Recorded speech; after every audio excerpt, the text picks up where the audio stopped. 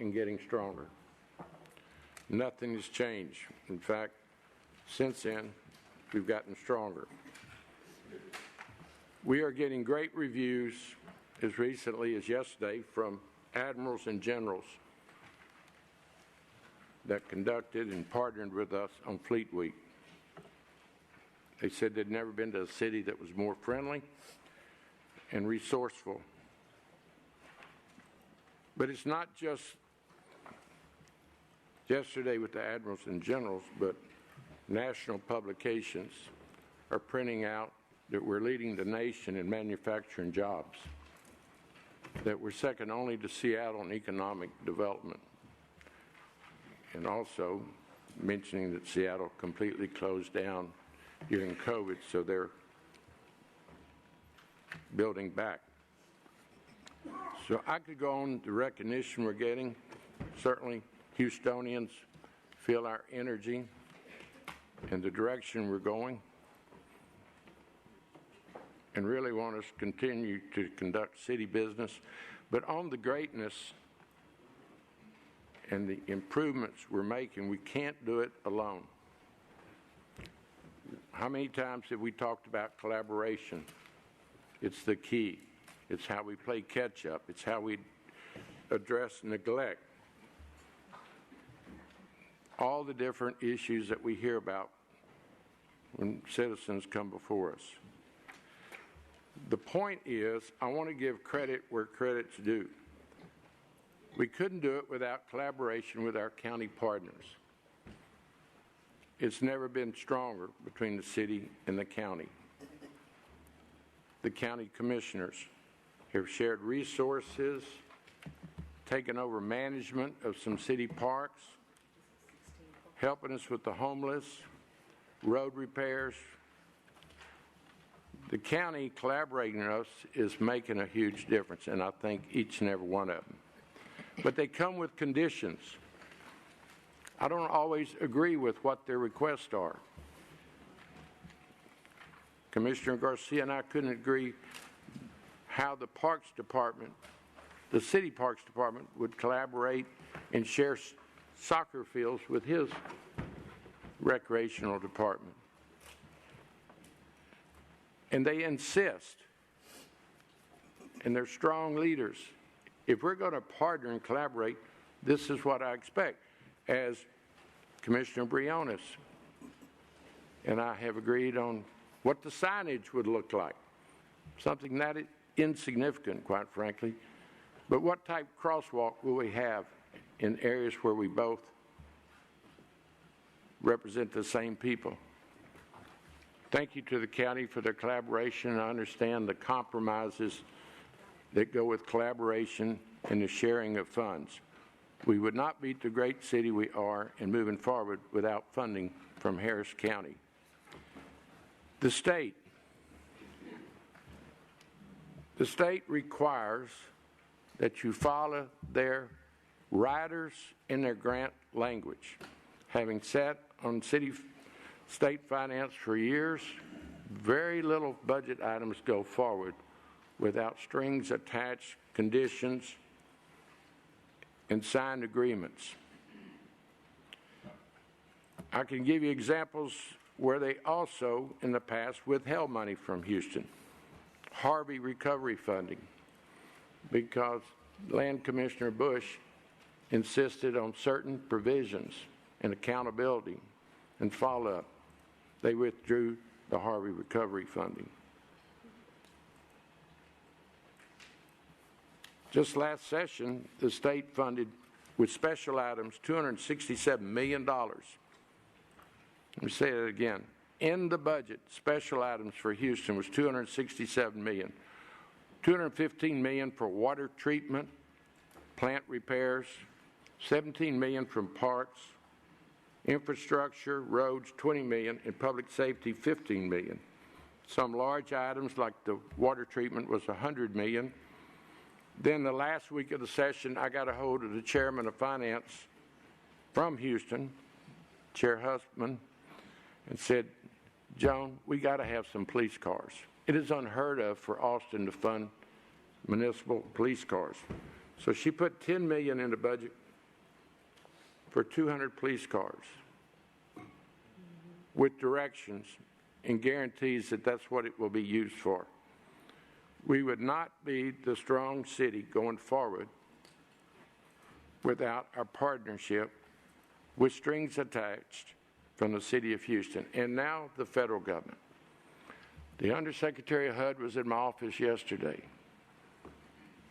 They want to help us with affordable housing. They want to help us with the homeless.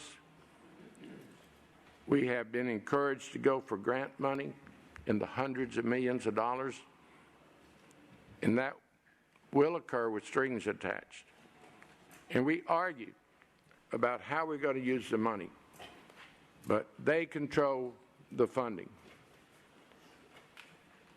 And I cannot thank my team enough and members around this horseshoe for understanding that we're fixing Houston. The polls show that people are pleased, and I don't govern by polls, but people feel it. They see it. The pavement of 1,000 miles of city streets this year, partly with state and county funding. Public safety, our fire and police cadet classes have never been larger. We've sworn in 800 police cadets in the last 2 years. Large numbers of Houston Fire. Total of 2,400 police officers now. Largest ever. 5,400 police officers, largest ever. And it's required to have a safe city. Overtime. Pop-up protests have to be secured.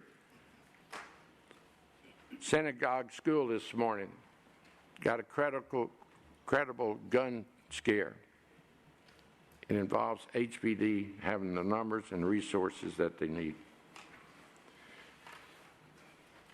Home repairs, recovery funding for generators. I could go on and on. That's the system which exists where no level of government does things alone. Our park funding, our public safety, infrastructure, jobs. Organized labor's never understood or appreciated the jobs that we're creating as much as they do now. From the state, we got $2 billion for the George Brown expansion. $2 billion. People are signing up for conventions for years to come.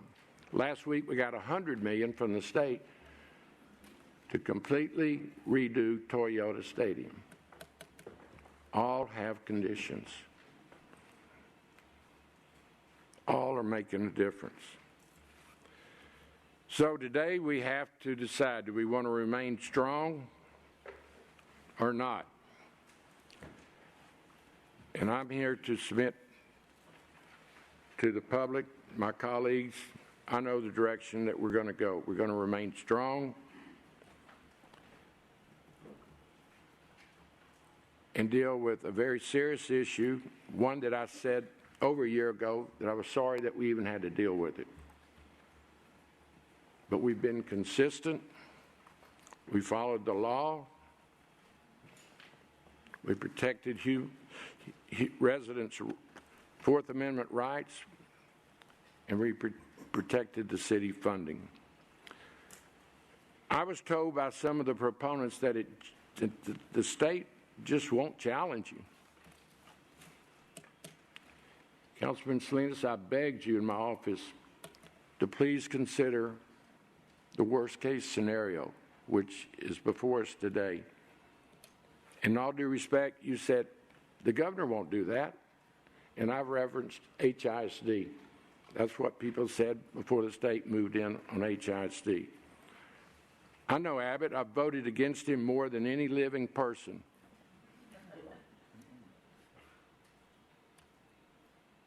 And quite frankly, y'all played right into his hands. You voted for it. So.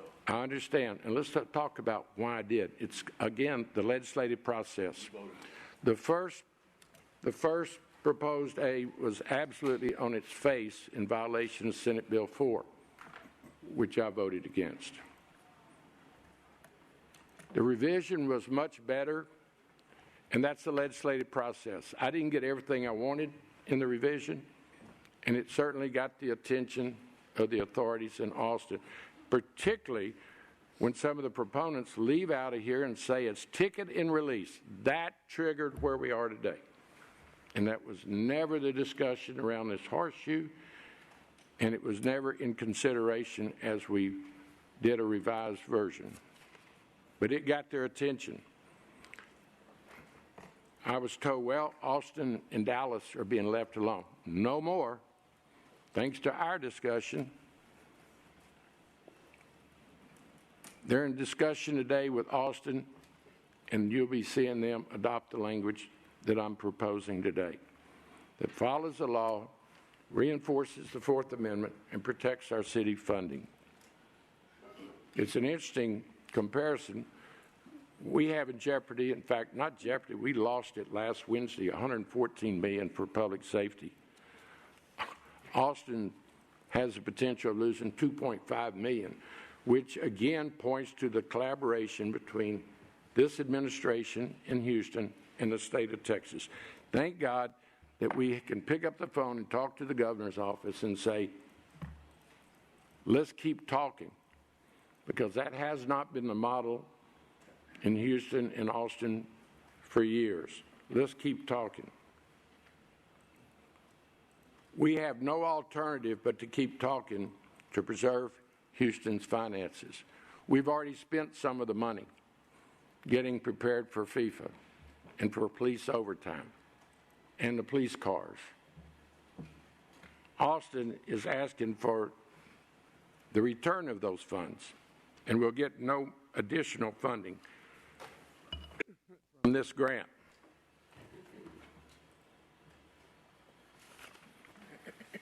Some would say, let's go to court. Any objective lawyer knows that if you got a favorable ruling in Harris County, the state Supreme Court would overrule it the same day. They're not going to do a restraining order on the governor of Texas. Or the Fifth Circuit, if you follow their rulings.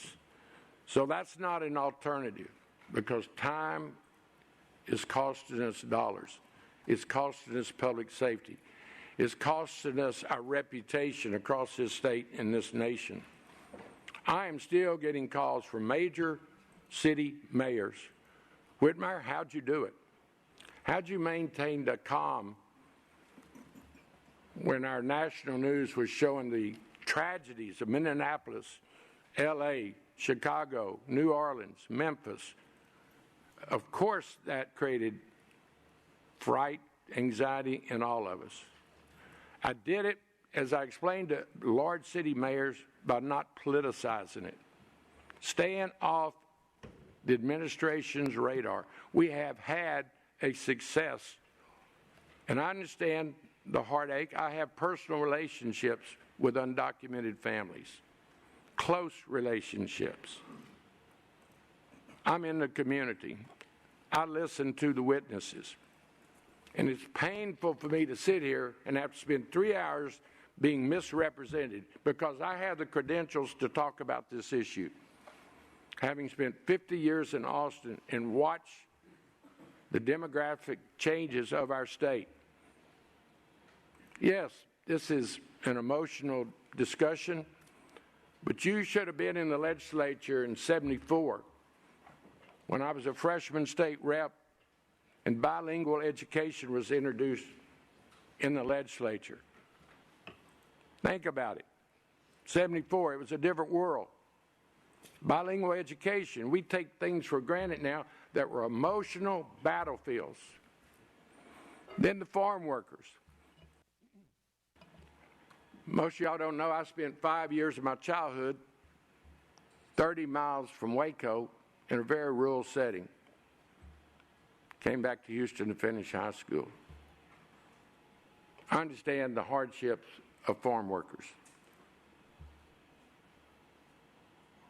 I found out that they were spraying the fields in the valley with chemicals, pesticides, and the farm workers would go in there immediately and take the chemicals and poisons back home, and they'd pick up their children. John Whitmire, stopped that. Look at the prison reforms in the 80s. Look at them in the 90s when I became the chair. I did my very, very best to allow undocumented prisoners for low-level nonviolent offenses to go back to Mexico and their country of origin. To this day, I'm disappointed that I could not pass that because they were being used. Low-level nonviolent undocumented prisoners were being used to run the prisons. Could never prove it. But experience and common sense can lead the way. We still have way too many undocumented locked up, running over 100 prisons because they're some of the best workers, just like in the free world. Then the DREAM Act. You think that wasn't controversial? To let undocumented students that have been here their entire life get in-state tuition. I not only voted for it, I protected it. Rick Noriega, a local state rep, came up with that concept and idea. Voted against Senate Bill 4, long before I ever thought we'd be having this discussion. So I have the credentials to understand, represent, and defend the undocumented community. The key was not politicizing it. Oh, you can call ICE the F word or whatever you want. They just send more resources here. We have been successful defending families across Houston because ICE had very limited resources here. We saw some violations by some officers. We're not perfect. So the chief and I had a press conference to roll out a more accountable system. A sergeant has to be there. You won't transport anybody. It was working. In the month of March, 22 people had warrants that HPD saw on their screens required by law to call ICE, just like they'd be required to call Montgomery County or Travis County or any jurisdiction. Of the 22 that had a warrant, ICE wanted only 2. Some would argue 2 too many. I understand that position. One was a very violent individual. The other had been deported 4 times. Folks, we enforce city and state laws. We had a working system until about 3 months ago with a special election. Then it became a high-profile issue, and I respect everyone's right to bring their position around this horseshoe. But I'm going to close because we need to go to work and let everyone can hear my voice. We have no alternative for Houston to survive, prepare for FIFA, patrol these neighborhoods, deal with sound ordinances, Emancipation, Alameda, Washington, Durham, across this great city. We are doing a good job, but we've got to have today a restoration of the $114 million, and then get ready for the next session. Not only for resources and money, but we need to get ready to defend the rights of all of our residents. Because I mentioned a couple of weeks ago, Austin is listening. Austin is watching. So let's all work together, respect each other. I don't know why the discussion has to get so personal. It's not in my world. We get more to get done together than we do individually. With that said, I would like to bring the item number 11 out of order. Castex Tatum move to pull item 11 for the first agenda item. Second. Motion made and second. All in favor say yes. Those opposed nay. Motion passes. Councilman Kamen? No, thank you, Mayor. Usually during your mayor's report, we have an opportunity to speak ahead of an item, so I went into queue because there's other issues related to public safety today as well. So I'd like to address that, and then I'll move on to this item. But I was extremely disturbed to see remarks made by an officer less than 48 hours ago that do not represent the values of HPD or the city of Houston, and I want to thank the unions for putting out a statement, but I was extremely dismayed. My understanding is HPD nor the city issued an official statement. And in terms of timing of all of this, I think we can all condemn unequivocally how disturbing and disgusting and unacceptable those remarks were, but we couldn't issue a statement within 24 hours. Within less than 24 hours, though, we received language on this amendment and are expected to vote on something today that the people have not had time to review, that we have not had time to review. And you talk about collaboration. You talk about how this isn't personal to you, but you also say veiled remarks about blaming one council member or another, when as a body, we overwhelmingly voted in favor of something which was within our legal right to do. You talk about collaboration, but there is also a pattern at the state of not collaborating. This is not the first time that Abbott and Paxton have tried to bully our cities. And you reference certain circumstances, but I'll even go back farther. Harvey, in 2017, the governor refused to provide $50 million of the state's rainy day funding for Houston.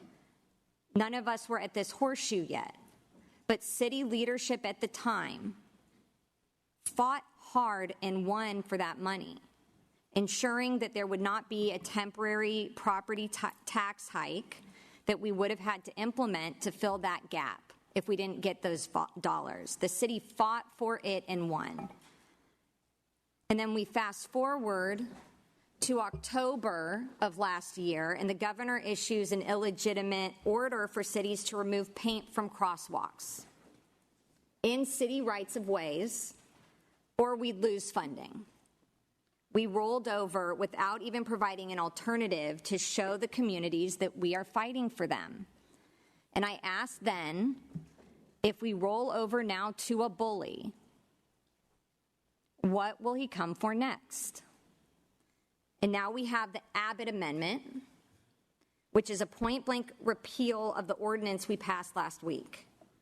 And once again, the governor is trying to bully our city into submission, withholding public safety funding that he did. He did that, not us. What we passed was within the bounds of SB 4, was within the bounds of contractual agreements, and upholds the Constitution of the United States. And instead of questioning the grounds for it, we're getting misleading information, we're getting threats about overtime being cut.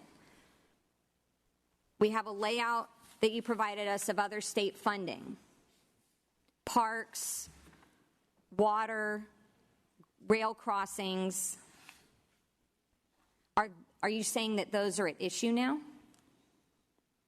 Because we have asked over and over again, we received a list of the general grants that were on the list to be withheld. That included, my understanding, from the limited information that we have, is for about $114 million. $100 million of that is federal grants that provide an avenue of recourse in challenging that. They're local, they're state pass-throughs. Out of that 165 million are for FIFA. The remaining 10 to 14 include things like equipment and fleet vehicles, but we have asked over and over again for the contractual parameters of those grants, and we get no specific information on what grants would lead to overtime cuts. We've already spent $50 million over our budget in public safety overtime this fiscal year. But overtime wasn't cut then. We have an over $120 million budget deficit, and yet we're not even talking about our fiduciary duty to defend the city in court. We have a fiduciary duty to defend the city in court. So there's a lot of scare tactics happening, and there's not enough facts being presented. We were given something less than a day before council is supposed to vote on something, in the middle of public session when the public did not get to review or comment on it either.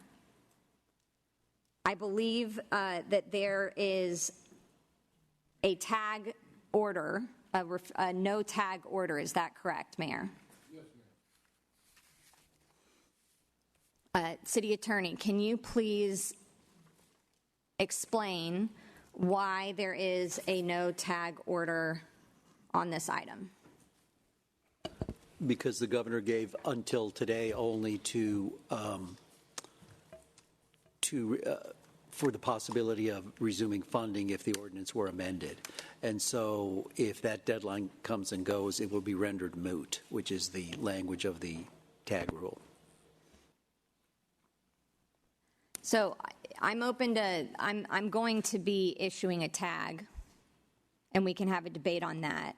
I'm happy to release that tag at the moment for further discussion, and I defer to the chair as to how we would like to proceed on that.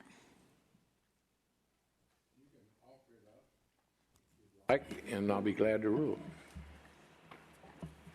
I will be offering up a tag. Are you going to, or you're doing it? I'm doing a tag. Okay. I rule it out of order. Pursuant to Robert's Rules of Order, Section 24, I move to appeal the decision of the chair, and I need a second. Motion been made and seconded to rule to. Beg your pardon? Requires a two-thirds vote. I'm sure. Your votes? Who's seconds? Councilor Salinas. And I would like discussion. Table it. You want to table it or just straight up vote? And she'd like discussion on her motion. You recognize Councilman Kamen. Thank you.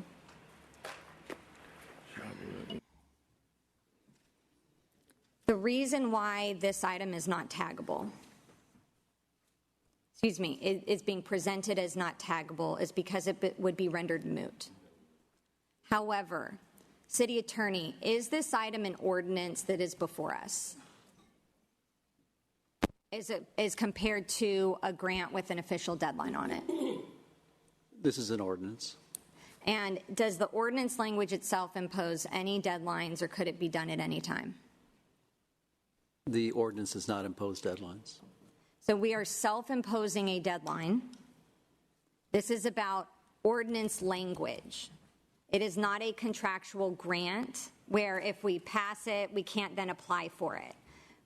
What we have is a self-imposed deadline to appease the governor based on a letter.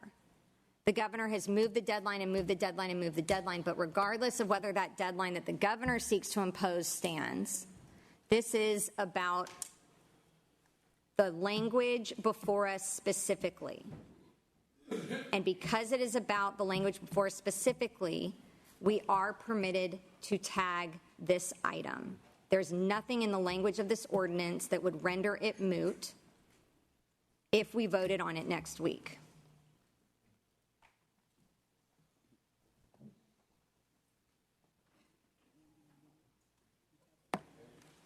Yeah, the motion's before us.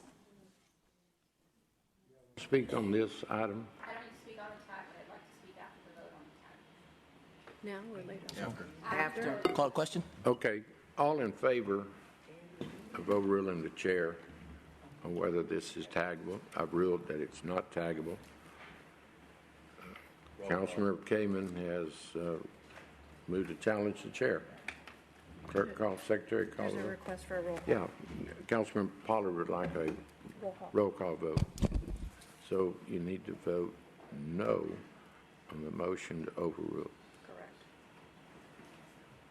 Mayor Whitmire? No. Councilmember Peck? No. Councilmember Jackson? Councilmember Kamen? Yes. Councilmember Evans Shabazz? No. Councilmember Fillinger? No. Councilmember Thomas? No. Councilmember Huffman? No. Councilmember Castillo? No. Councilmember Martinez? No. Councilmember Pollard? Yes. Councilmember Castex Tatum? No. Councilmember Ramirez? No. Councilmember Davis? No. Councilmember Carter? No. Councilmember Salinas? Yes. Councilmember Alcorn? No. 13-4, it fails. Sorry, 4 to 13, it fails. There being 4 yeses and 13 noes, the motion fails.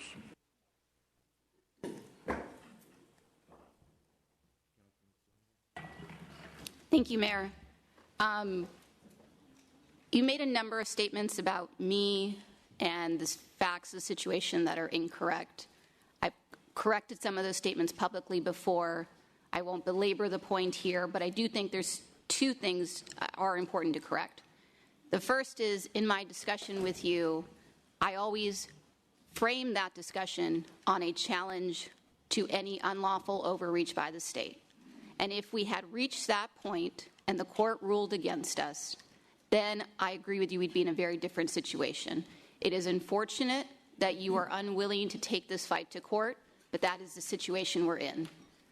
The second statement you made is that Austin has already agreed to adopt this language. I have spoken to 2 people in the Austin City Administration, and that is not what they are telling me. They said no decisions have been made, so that is inaccurate to say that Austin has already adopted the language that you are proposing. But rather than to get into a back and forth or discuss our credentials or history of commitment to the issue, I think it's important that we discuss what we're actually going to vote on. And I have yet to hear you describe what your proposed amendment, or excuse me, Abbott's proposed amendment actually does. So I would like to take this opportunity for either you or the city attorney to answer some very basic questions about what your proposed ordinance does.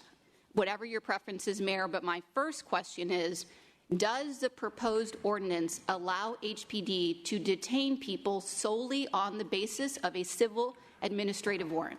Well, first of all, we're not in court, and you're not going to be allowed to depose me today. We can talk about the amendment in front of us that reinforces the 4th Amendment and protects the city funding. And quite frankly, that's the fundamental question here. I respect you, but that's my position. Okay, so since you're unwilling to answer the question, city attorney, does the proposed ordinance allow HPD to hold people solely on the basis of a civil administrative warrant?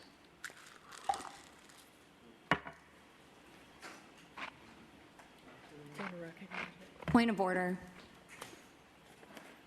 The city attorney, under city rules, has a duty to respond to the mayor and to city council on legal questions of matter. Maybe he's thinking. That I want to make sure that that is laid out. I have to be recognized by the mayor. I don't have the ability, like council Churro, members, to you just can give your understanding of the agreed language. The amendment requires compliance with the 4th Amendment. The 4th Amendment requires that a state law enforcement official detain a person only for so long as needed for purposes of a state law violation, inquiry, and any processing of a citation or arrest. That does not answer my question. It's very simple, yes or no. Is the intent of this ordinance to permit HPD to hold somebody solely on the basis of a civil administrative warrant? No. So under this ordinance, HPD is not permitted to extend the stop solely for the purposes of a civil administrative warrant. That is correct. So what does this change do, if not that? It more precisely defines administrative warrants to recognize that some warrants, it may not be many, have underlying criminal orders or warrants. It also amends the language in terms of what's in the report to prohibit the release of information that is confidential under law. It deletes the word only, which is not really necessary. The sentence without it, stands alone, and adds language that has been recognized by the Fifth Circuit in interpreting SB 4, that it does not materially prohibit or limit cooperation with federal immigration authorities. So by what you have just represented, HPD cannot reinstate the 30-minute policy following the passage of this ordinance. Is that correct? That's correct. How does HPD intend to change the adoption of the original ordinance following this policy?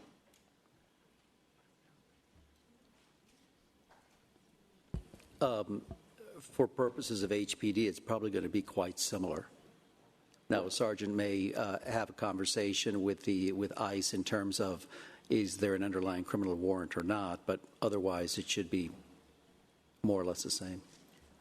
I don't mean to belabor the point, but when you say more or less, I think we all deserve to understand what change, if any, do you understand to be made under this new language? Well, it's what I just recited a moment ago. But in terms of actual policy, what officers will be doing on the ground, what do you understand to be a change, if any, following the adoption of this new ordinance? I'm not aware of any change. Okay, so the ordinance we are voting on will have absolutely no change on HPD policy following the passage of the prior ordinance. No, it does away with the 30 minutes and makes it now a reasonable consideration. And I thought the gentleman yesterday, the law enforcement officer, did an excellent job of what an officer on the street, and in this instance, a supervisor, has to look at the totality, the information that the warrant describes. And, we had a 30-minute rule that was working real well, and y'all did a Prop A against it. That you voted for. So I understood. Yes, I did. And it's very understandable why I did. It was so much better than the first. How's that? Legislative process. And so now this is the agreement that complies with Senate Bill 4 and the funding mechanism. Mayor, I just want us to be clear. So the city attorney is saying this ordinance has no effective change on how HPD... it realized an agreement with the state of Texas. Maybe that's where our persuasion in the compromise language with the state, that we all agree that this reinforces the Fourth Amendment and protects our funding. But do you believe that agreement will actually change the policy on the ground from the original ordinance? That is what HPD, the chief, I think all of us have input in that ultimate policy, and I would welcome you to the table. The city attorney just said it does not change the policy on the ground. So again, we need to understand what we're voting on, Mayor. Does it change the policy on the ground, or does it not?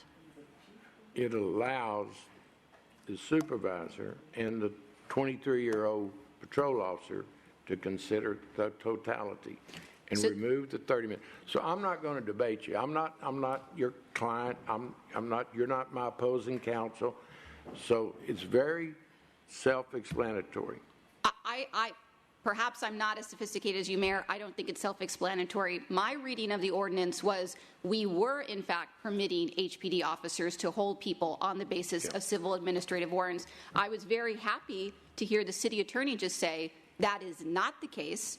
We are not permitting HPD to hold people solely on the basis of a civil administrative warrant. It's the totality. No, Mayor, that's different than what the city attorney just said. So we need to understand, is what the city attorney just said what we're voting on? And if it's not, if it's the totality, are you saying, Mayor, that HPD can hold someone solely on the basis of a civil administrative warrant? That's not what I said, and you're doing great lawyering, but it's not going to continue much longer because you're opposed to it. I think this is the ultimate compromise, and it's very self-explanatory. First of all, you have to want to understand it. That's a huge step forward. And I just respectfully disagree, and for the reasons that I mentioned earlier this morning. Mr. City Attorney, are you changing your answer now based on what the mayor said? Or does your answer remain the same, that HPD cannot hold someone solely on the basis of a civil administrative warrant? It's the same. I believe it's consistent with what the mayor said. Okay, so just to confirm, we are all voting on an ordinance. That does not change the original ordinance that says you cannot hold someone solely on the basis of a civil administrative warrant. Is my understanding incorrect, Mr. City Attorney? That's not our interpretation. So what The is your language interpretation, speaks- Mayor? I just gave it to you. That is the totality. What you learn from hear from the source, whether it's Montgomery County or Travis County or ICE. That's the reason the law requires you to contact them. Then they're going to start telling you that there may be a warrant out of Honduras. You look at the totality. You look at the public safety concern of the officer and the public. So it's very clear that this is the language that we can all agree to, certainly as it relates to Austin and the Houston Police Department. I honestly have I don't know where you two stand, because the city attorney keeps saying I understand. that we are limited. So if the city attorney's understanding is correct, We're consistent. We're consistent. Thank you. Councilmember Pollard, would you like to be recognized? no, I'm not done. The second thing I want to note is, as we sit here in this meeting, we still do not have copies of all the grants and all the certifications that we allegedly signed. But what we did learn from your administration last night is at least 2 of the grants that had previously been alleged to be at issue are not in fact at issue, because they predated a certification we signed in 2026. And so as we vote today, we still don't have all the information. And consistent with what the city attorney just said, I have put forth an amendment that each of you have copies of that clarifies that administrative warrants are in fact civil, as the city attorney just said. They are means by which ICE can conduct arrest, and adding the word only back in to ensure that officers are limited to the Fourth Amendment. Again, this is entirely consistent with what the city attorney just said and what the city attorney has repeatedly said publicly, including that HPD must release individuals once the reason for the traffic stop has been addressed. He has said publicly to the press that officers should be prohibited from detaining people solely due to civil administrative warrants, and that the Fourth Amendment prohibition required that approach. So these amendments are simply intended to codify what the city attorney just said, and I would ask that the body vote on it.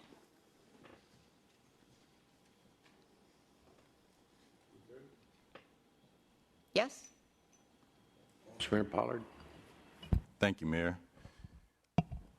And good morning to everybody.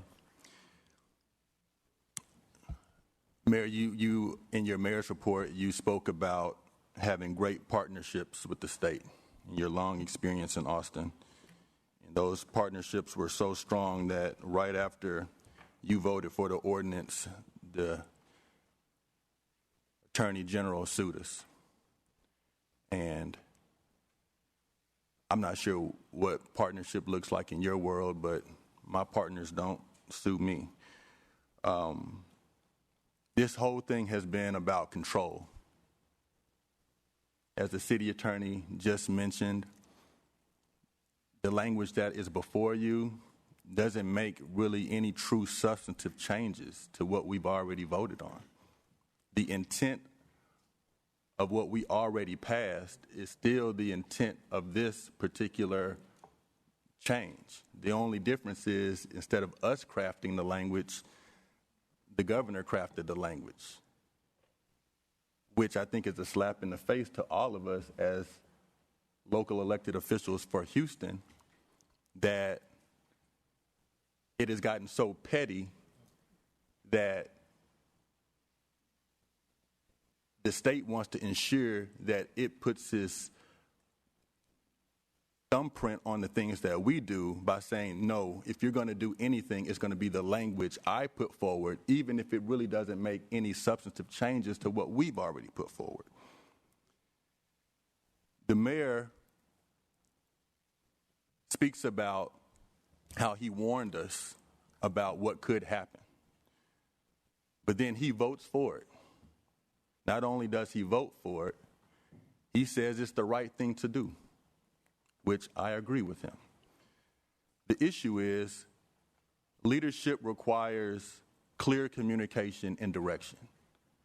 And on this topic, we've had poor leadership in understanding the view of this administration. On April 8th, 2026, when we passed this, the mayor said, this is a ratification of the good policies that HPD is conducting. A week later, April 14th, he says, there's only one opinion that matters, and that's the governor's. On the same day, April 14th, in the morning, as reported by the Houston Public Media, the mayor says it's the right thing to do. Later that afternoon, as reported by the Texas Tribune, he says we have to correct that policy. In the same interview, when asked about the suit by the Attorney General, April 17th, as reported by KHOU 11, the mayor says, we've got a city attorney that will address that. In the same exact interview, he states, we will lose at court. It's a diversion, it's a delay. On April 8th, we passed an ordinance, 12-5. When questioned on April 17th about why he decided to vote for it, as reported by KHOU 11, the mayor says, I thought it would be effective. The governor disagreed. Later he says, I thought it complied with state law, but the governor and his legal staff disagree. So at the moment when we passed it, Mayor, you thought this was the right thing to do, as did I. And many of us who did vote in favor of this ordinance did so based on the vetting of our city attorney. The only way that it could get to this body was by our city attorney deeming it lawful and not in violation of state law or federal law. So there was nothing that we put forward that changed that.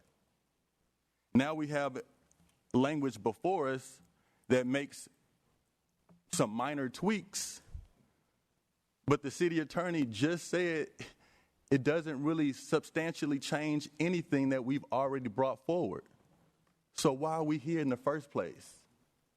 Because we have poor leadership with poor communication that does not know how to effectively speak out in favor of his own position when the governor or the attorney general from Austin speaks out against it.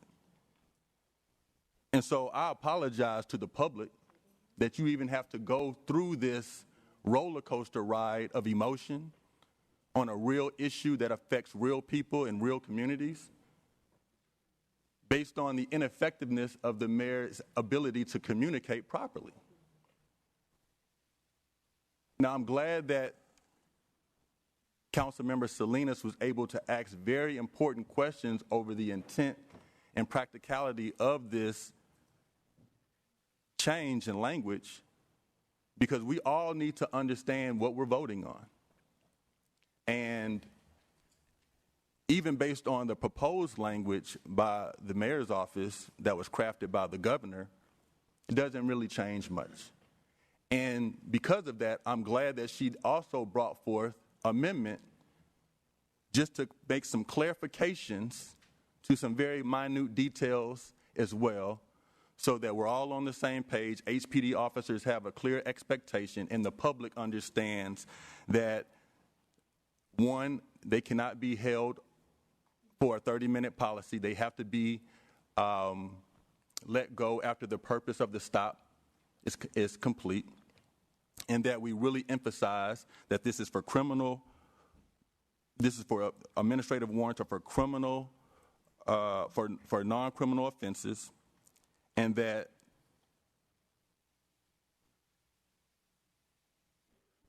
if there is any investigation, it must be for a legitimate criminal law enforcement purpose, and that needs to be emphasized as well. And so that language is before you all for your consideration. And again, I'm sorry to the public that you've all had to witness a 2-week circus based on language that has not done anything but kept the original intent of what we previously provided, which already comply with state and federal law. Thank you. Councilman Huffman. Thank you, Mayor. You know, it took a long time to get this amended language because it had to be refined. It had to be thoughtful, and it had to satisfy the governor. So we can guarantee that this funding comes to Houston. Changing the proposed amended language now is playing with fire. We need this funding. We need these partnerships. The city of Houston, we can't do everything alone, right? We need the county. We need the state. We need all the help we can get. And I would urge you all to vote against the amendment to the proposed amendment. Before us, members, is the Salinas Amendment. Councilman Kamen. Thank you, Mayor. And Councilmember Huffman, I appreciate your comments, and I think that goes back to council has not been afforded the appropriate and necessary time to vote on what's before us. As it pertains to the attempt for clarifying language, which I'm grateful for. For me, the Abbott Amendment is put forward, includes language that says, as long as reasonably necessary, officers may temporarily detain an individual as long as reasonably necessary to complete the legitimate purpose of the initial stop. That was what was in our ordinance previously. And for other legitimate purposes discovered during the detention. And the definition of what a legitimate purpose is what concerns me. There are legitimate purposes defined under law, criminal warrants, administrative holds. Those things were in the original item. But the language of what legitimate purpose is so vague. Is the legitimate purpose defined through mayor's policy and what HPD does without council oversight?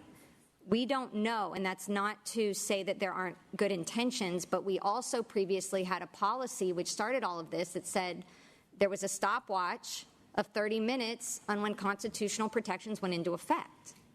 So as the language is, it is so vague, there is far too much room for misinterpretation of what I hope would be a good faith intention, but does not define what legitimate purpose is. And we do not have that clarity as it stands. So I appreciate Councilmember Salinas' amendment because, again, as the language stands, there is language in here that is far too vague and does not clearly define the scope and role of what HPD's duties are in terms of enforcing the law and upholding the constitutional protections of every single Houstonian.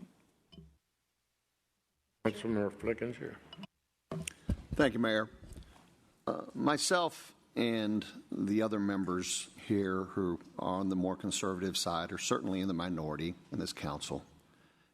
There's often items that come up that we strongly oppose, yet the majority strongly supports. And we've had discussions on a number of those items between us.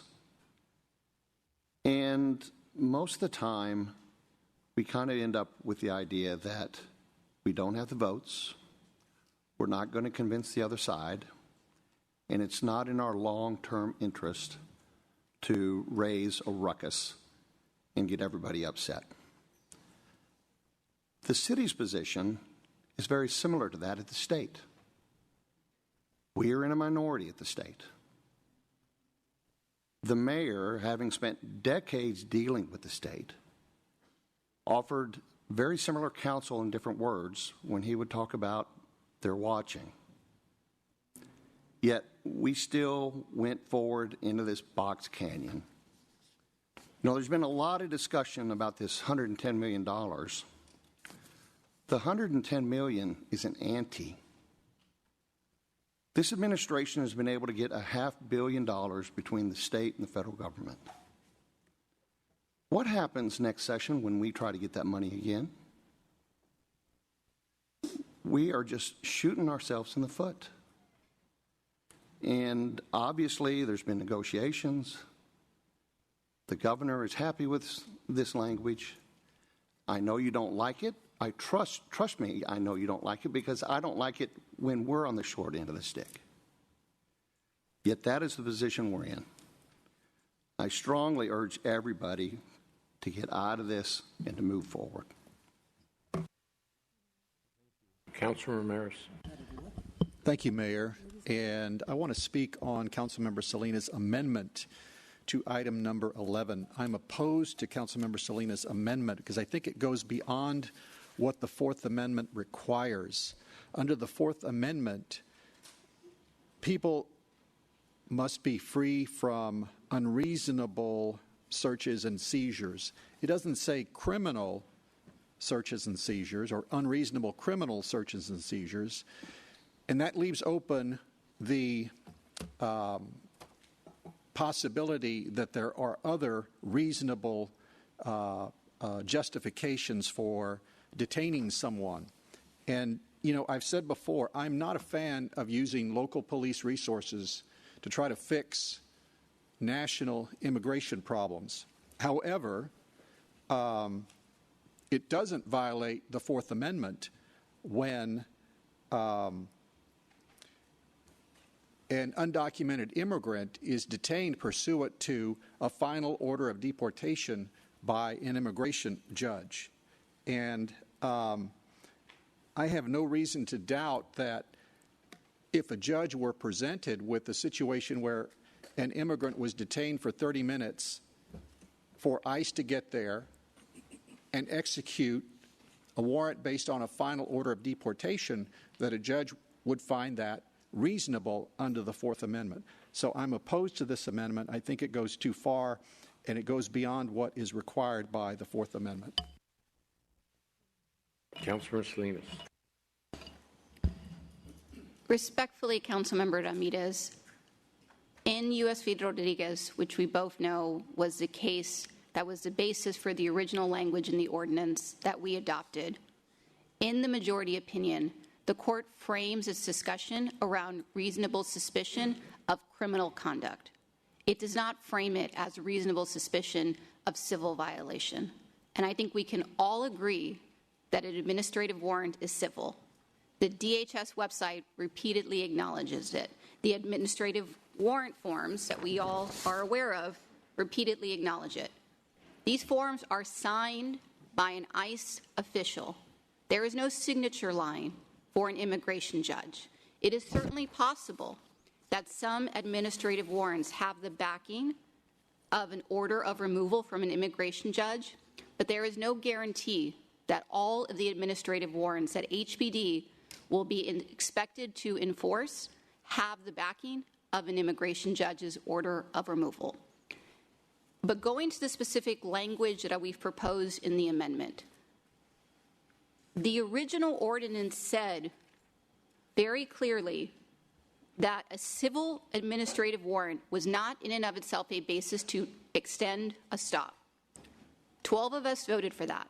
The city attorney just confirmed that that will remain the law. I don't understand where we are striking that language out of the ordinance, but to Councilmember Flickinger's point, I'm not here to argue about things I don't like. There's a lot of things in this proposal that I disagree with. But I have chosen to selectively propose limited amendments to, in the bare minimum, ensure we are not taking Houstonians' Fourth Amendment rights at issue or putting them at jeopardy. Like I said, I was very relieved to hear what the city attorney said. We're adding 5 words to the governor's language. We are clarifying that the Fourth Amendment is a limiter. It is not a suggestion of what more can be done. We are clarifying, as the Supreme Court has said when looking at reasonable suspicion of criminal conduct. HPD, there is no law that says HPD is empowered to arrest people on the basis of a civil administrative warrant. ICE can. There's no dispute that ICE can. But there is no law and certainly no case that has definitively held HPD is now empowered to assert administrative warrants. And a lot of folks want to talk about SB 4. At the time SB 4 was passed, there were no administrative warrants in the system. No Texas Republican was contemplating that SB 4 would be used to enforce administrative warrants. Now the Trump and the Abbott administration want to change that, change the definition. But that is not what they passed. That is not what we agreed to follow. And again, there's a lot of other things I would want to change in this proposed amendment. But these changes, honest to God, colleagues, is really just intended to ensure that we comply with what our city attorney just said. Our city attorney just affirmed language that was struck out. Fine. These 5 words will ensure we continue to follow that intent to ensure that the city is protected. I assume the reason the city attorney is saying that because he doesn't want us to get sued. We have to honor that. We can't have a vague totality. I have no idea what that means. I have no idea what that allows HPD to consider or not. But the city attorney has spoken. We cannot hold people solely on the basis of a civil administrative warrant. These 5 words just confirm that. And I would ask that we move to vote on the amendment.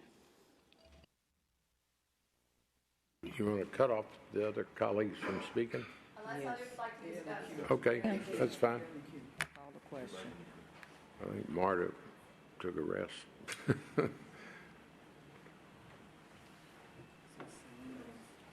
Councilmember Davis is in the queue. Calling question. Salinas, call.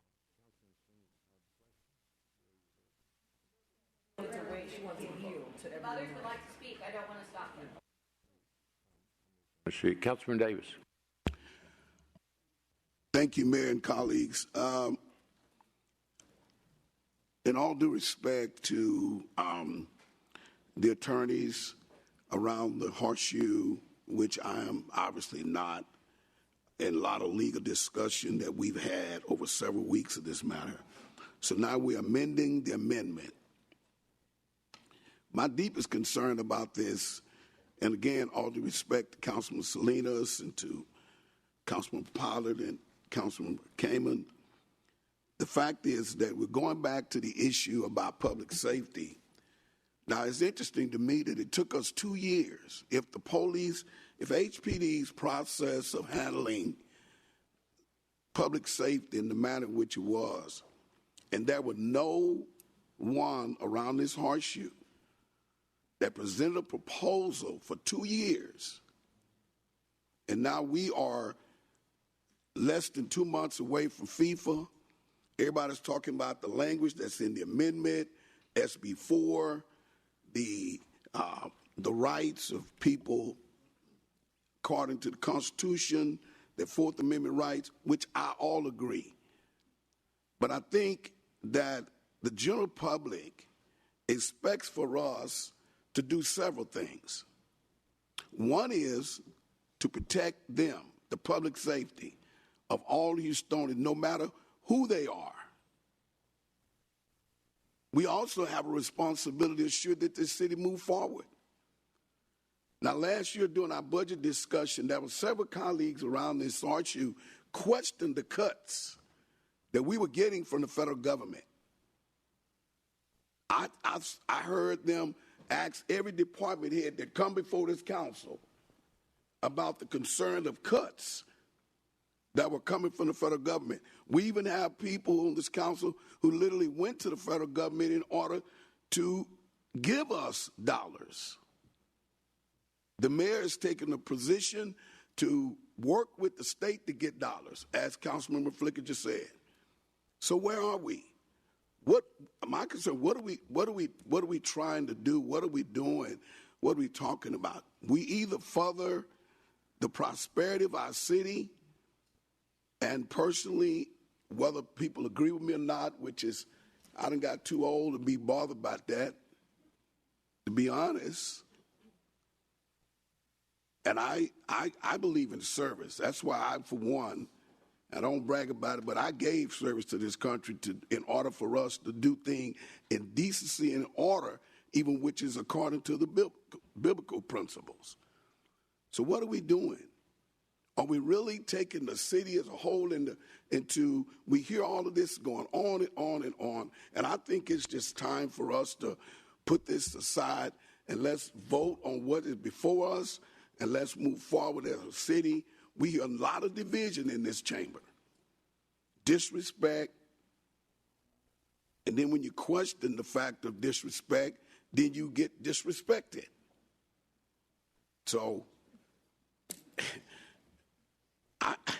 I just think it's time for us to put it at rest. Let's move on. Thank you. And one issue hadn't been brought up is the emergency center.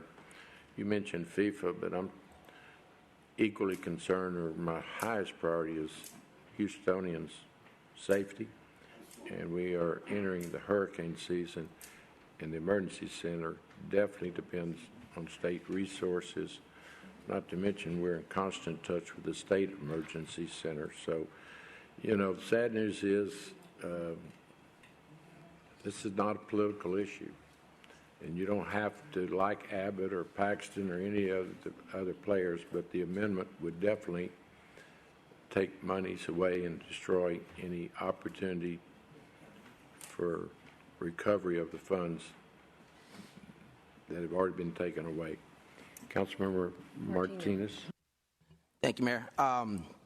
You know, and I find myself, you know, a bit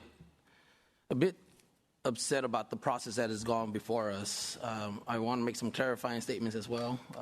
You know, Councilor Salinas says nothing's happening, but now adding an amendment to what's happening, to the nothing that is happening, I'm confused. What is really happening at this moment? Since October of last year, the conversations of a general order, you know, directives changing have been my conversation, my pathway with the administration. And I had several conversations with Councilor Salinas as she came in, and I explained to her why. Several conversations that I was a part of, that the mayor was a part of, are true, right? Let's work through this process. Prop A was, that's it, that's what I want to do. Something that I thought would ultimately cause some issues to the city of Houston, and now we're here. In that initial Prop A, I actually advised, I said, hey, put in a reversal clause. And her response was, no, but if it happens, we will deal with it at that point. Never was, we're going to take the legal route. And so it's disappointing to continue to create this circus, as Councilor Pollard mentioned, but it's not one-sided. And we understand where we are now here at the city of Houston. We understand that there is a need for partnership, leveraging resources. With the tax rate that we have, we see the challenges that we've been seeing in the city of Houston for over 12 years already. And so is the point now to put your thumbprint back on the negotiations that the mayor and the governor's office had? Then I'm disappointed, because we're not thinking about the entire community. And I think we need to move forward on the initial amendment, and go ahead and start either a vote up and down on the amendment to the amendment. Pollard. Thank you, Mayor. I do feel like it's important for my colleagues, all of us here, to actually walk through what the amendment brought forth by Councilmember Salinas actually puts forth in the language. As she mentioned, there's only like 5 words that is being added, and I think they're all clarifying words. And I think it's important for us to at least look at that. And then you all can agree or disagree if you may. But when you look at the definitions of the ICE administrative warrant, all we're adding in is the word civil in front of administrative. So it's a civil administrative warrant, which is a fact. There shouldn't be any issue with adding that. And that the arrest of an individual is by an ICE officer, which is also a fact. There should be no disagreement with those two changes. And so to add those in or just clarifying what is a fact that needs to be stated within our ordinance. So taking those out, I don't see the purpose in that or what it's trying to convey, but I do think it's necessary for them to be in. When you look at the second provision, that is provision C, that speaks of the actions of an officer during an encounter, the Abbott Amendment strikes out the word only for it to read, officers may temporarily detain an individual as long as reasonably necessary. The word only is important to be in there. Only as reasonably necessary. To clarify that that is the only way in which you can do it. Only reasonably necessary. There should not be an issue with that. And the initial stop or investigation for other legitimate purposes. If you don't clarify what those legitimate purposes is, it becomes kind of vague and ambiguous. And our officers are left in a gray space. And so we're just adding in other legitimate criminal law enforcement purposes. That's it. All of those are facts that can't really be disputed. And we believe that clarifying language is important to be there. So this isn't a total redo of the Abbott Amendment. This isn't an attempt to change everything, because it was already stated previously by the city attorney that the Abbott Amendment does not change much about the Proposition A that already passed this chamber. But these clarifying words are important as factual that should be included in the language of our formal ordinance. And that's why I'm asking you all to support the amendment to the Abbott Amendment. Thank you. Councilmember Huffman. Thank you. Now, we talk about changing that language from, to limit it to criminal law enforcement purposes instead of other legitimate purposes. But there are other situations out there where, situations will arise.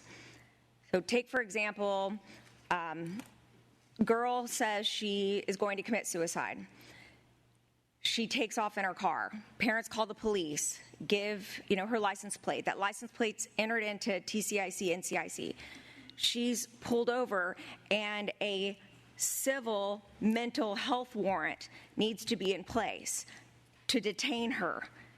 That is another example of not a criminal purpose, but other legitimate purposes. So there are other situations out here, and because this ordinance originally, I didn't vote for it originally, but now it's here. And so if it is here and we're not going to repeal it, then we have to amend it. And so there are other situations out there, but we didn't contemplate any of that because it never went to a committee. This would have been a perfect ordinance to go in front of a committee so we could work these things out. But it never went to a committee. So now we need to do the right thing. We need to amend it. And I have one question for the county attorney.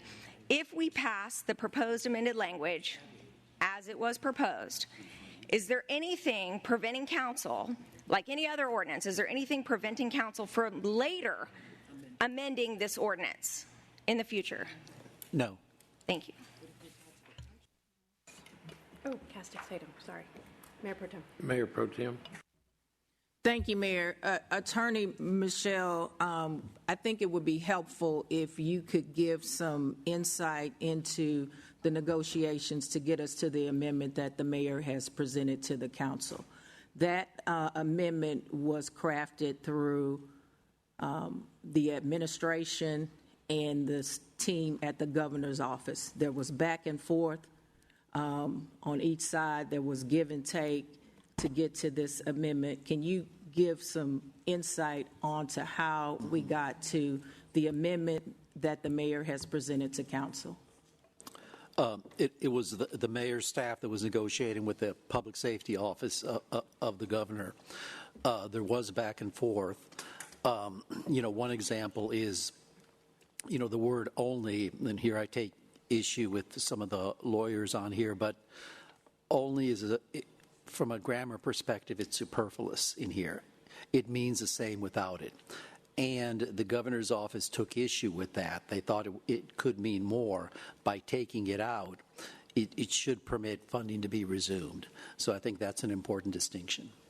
So this weekend there was back and forth, there was conversations, and then are you stating that the amendment that we have that was presented by Mayor Whitmire, if this body passes that amendment, the city of Houston will retain its funding, and we can continue to ask HPD for the updates on what's happening and making sure that we are following their protocol and being intentional about protecting Houstonians. But if we vote for the amendment, the governor's office has also agreed to release the funding that has already been frozen. That's what it has represented, yes. Thank you. Council Member Evan Shabazz. Thank you, Mayor. I'm genuinely happy that we have gotten to a point that this original ordinance that we passed protected people, and the amendment still protects people. There's no timeline, and even though I was threatened that I bet not support HPD, I do trust that they will implement this policy fairly and legitimately. And so I believe Councilmember Salinas called for the question. I don't know where we are with that, but I would really like to put this to rest, because what I don't want to do is put us in a position where we have to continue to go back and forth with the governor for language that he has approved that essentially has done no material change to what we originally passed. So I don't know if I need to call for the question again, but I would really like to put this to rest so that we can move forward with the other city business. Thank you. Thank you. So is she calling the question? So is she calling the question? We still have people in the queue. Yeah. Thank you for your leadership. Member Castillo. Thank you, Mayor. My questions on the written amendment we have received are for the city attorney. So earlier at the top of the meeting, you stated the 30-minute rule would not revert with the passage of the original amendment that we're considering today. Is there anything in this that is necessary for that provision to hold in the written amendment that is before us?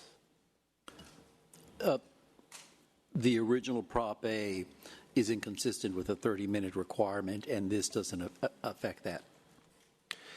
And then you also said civil administrative warrants would not be a reason for HPD to hold somebody. Again, with this written amendment before us, is this language necessary for that to hold true?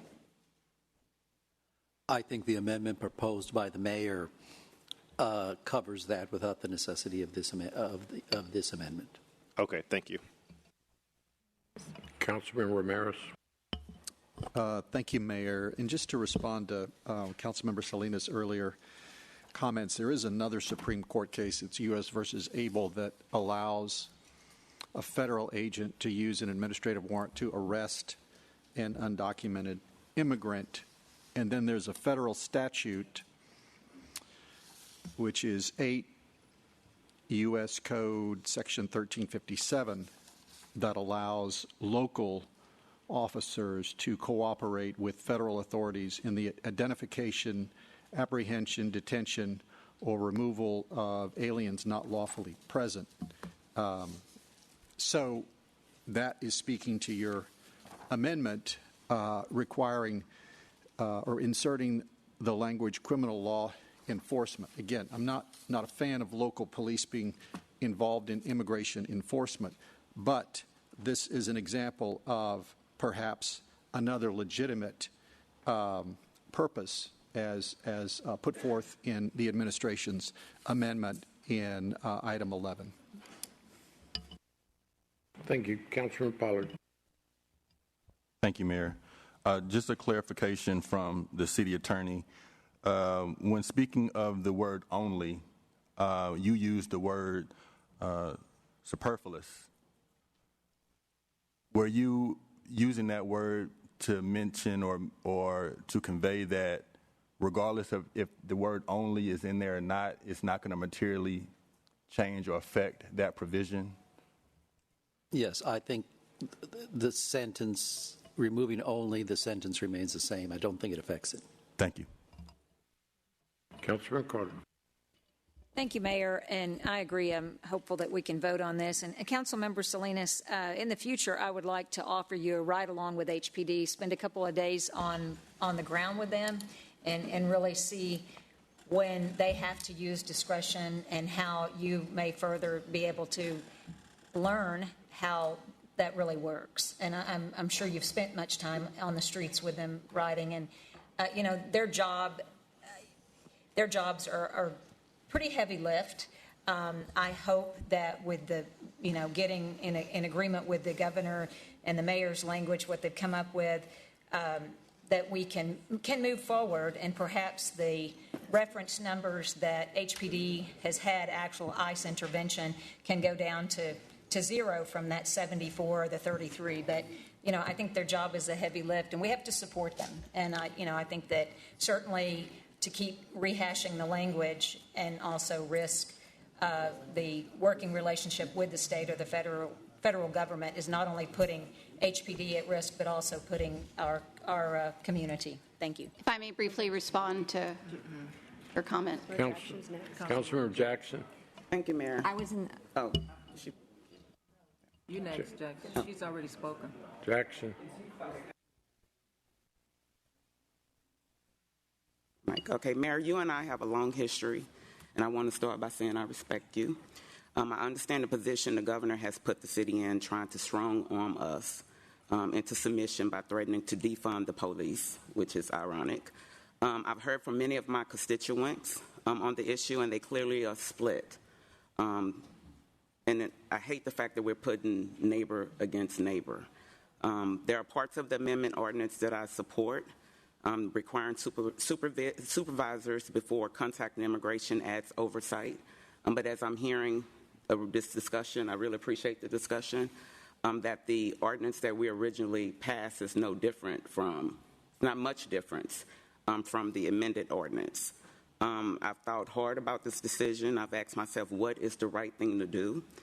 Because the truth is, there are many people that I know that are still undocumented.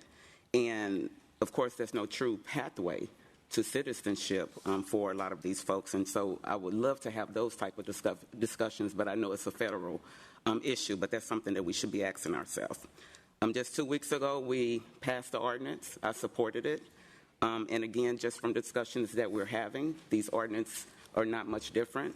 And of course, we need the dollars that's from the state. And so my conscience is telling me that I need to support this amendment that the mayor put forward. But of course, we need to address the underlying issue, and that is a pathway to citizenship for a lot of our people that live in our neighborhoods. And so with that, I I will support this ordinance. I appreciate it, and I'll join you in that effort. We ought to be talking to our congressional delegation. Elections matter. There's obviously a congressional campaign being conducted as we talk, and U.S. Senate races, elections matter, so I'll follow and be glad to work with you. Councilman Salinas. Councilmember Carter, I just want to respond to your question. Actually, before I ran for council, I did in fact do a police ride-along, and I was told I was one of the few candidates they had ever seen do a ride-along. So I have worked very extensively to ensure that I understand the perspective of officers, and throughout this process have been in discussion with HPD officers to understand how they feel about it. And the overwhelming sentiment I have heard is that they want to be empowered to focus on public safety and not waste our limited taxpayer dollars on immigration enforcement. So I appreciate the offer, but please know that I've already done it. I will just say, again, the sentiment that this new ordinance doesn't really do anything. Again, I don't think this is a battle among council. This is a battle between us and the governor. It is so unfortunate that the governor of Texas and the attorney general are wasting all of this time and resources forcing us to have a debate about an ordinance that we all seem to agree doesn't really do anything. There's a lot of accusations of folks playing politics. I think it is clear the only people doing that are the governor and the attorney general, and it's really unfortunate that we're in this position. Evan Shabazz. Thank you, Mayor. I just want to say, in regards to the amendment, I don't think that it's something that can be defined. Legitimate, as long as we know that it is not related to a civil administrative warrant, because so many things happen when police officers stop that. We can't define what's legitimate. As long as it's considered to be of a criminal element, I believe that we don't have to clearly define that, because we've clearly defined that they are not to move forward in terms of taking people into custody for administrative warrants. So I don't want to beat this to death. I am, again, going to say that I am glad that there have been no substantive changes to the original ordinance. Mm-hmm. I don't know how many more people are in queue. One. Okay. All right. Well, I jumped in because we're going to keep talking. You know me. Ready to vote. Thank you. Well, sorry, I'm confused as to whether or not we're on the motion before us, which Councilmember Salinas presented related to the amendment, or if we're talking about the main item. So the amendment. The Salinas amendment. Okay, great. I want to yield to council members that haven't had an opportunity to speak yet. You're the last. Okay, all right. We're ready to vote. Okay. The only thing I want to, that's fine, vote. Okay, members, the vote on the Salinas amendment, We have a roll call request. which would, I think, clearly undo our agreement and the funding that we so desperately Excuse me, need. I'm willing to drop, since we've received repeated representations from the city attorney that this ordinance does not substantively Let's change the original ordinance. Secretary, I'm willing call to the roll, drop. please. I'm willing to drop the amendment. We're in the process of taking a vote. Mayor, I'm dropping the amendment because I'm dropping it because the city attorney, withdrawing it because the city attorney has confirmed that there's no substantive change.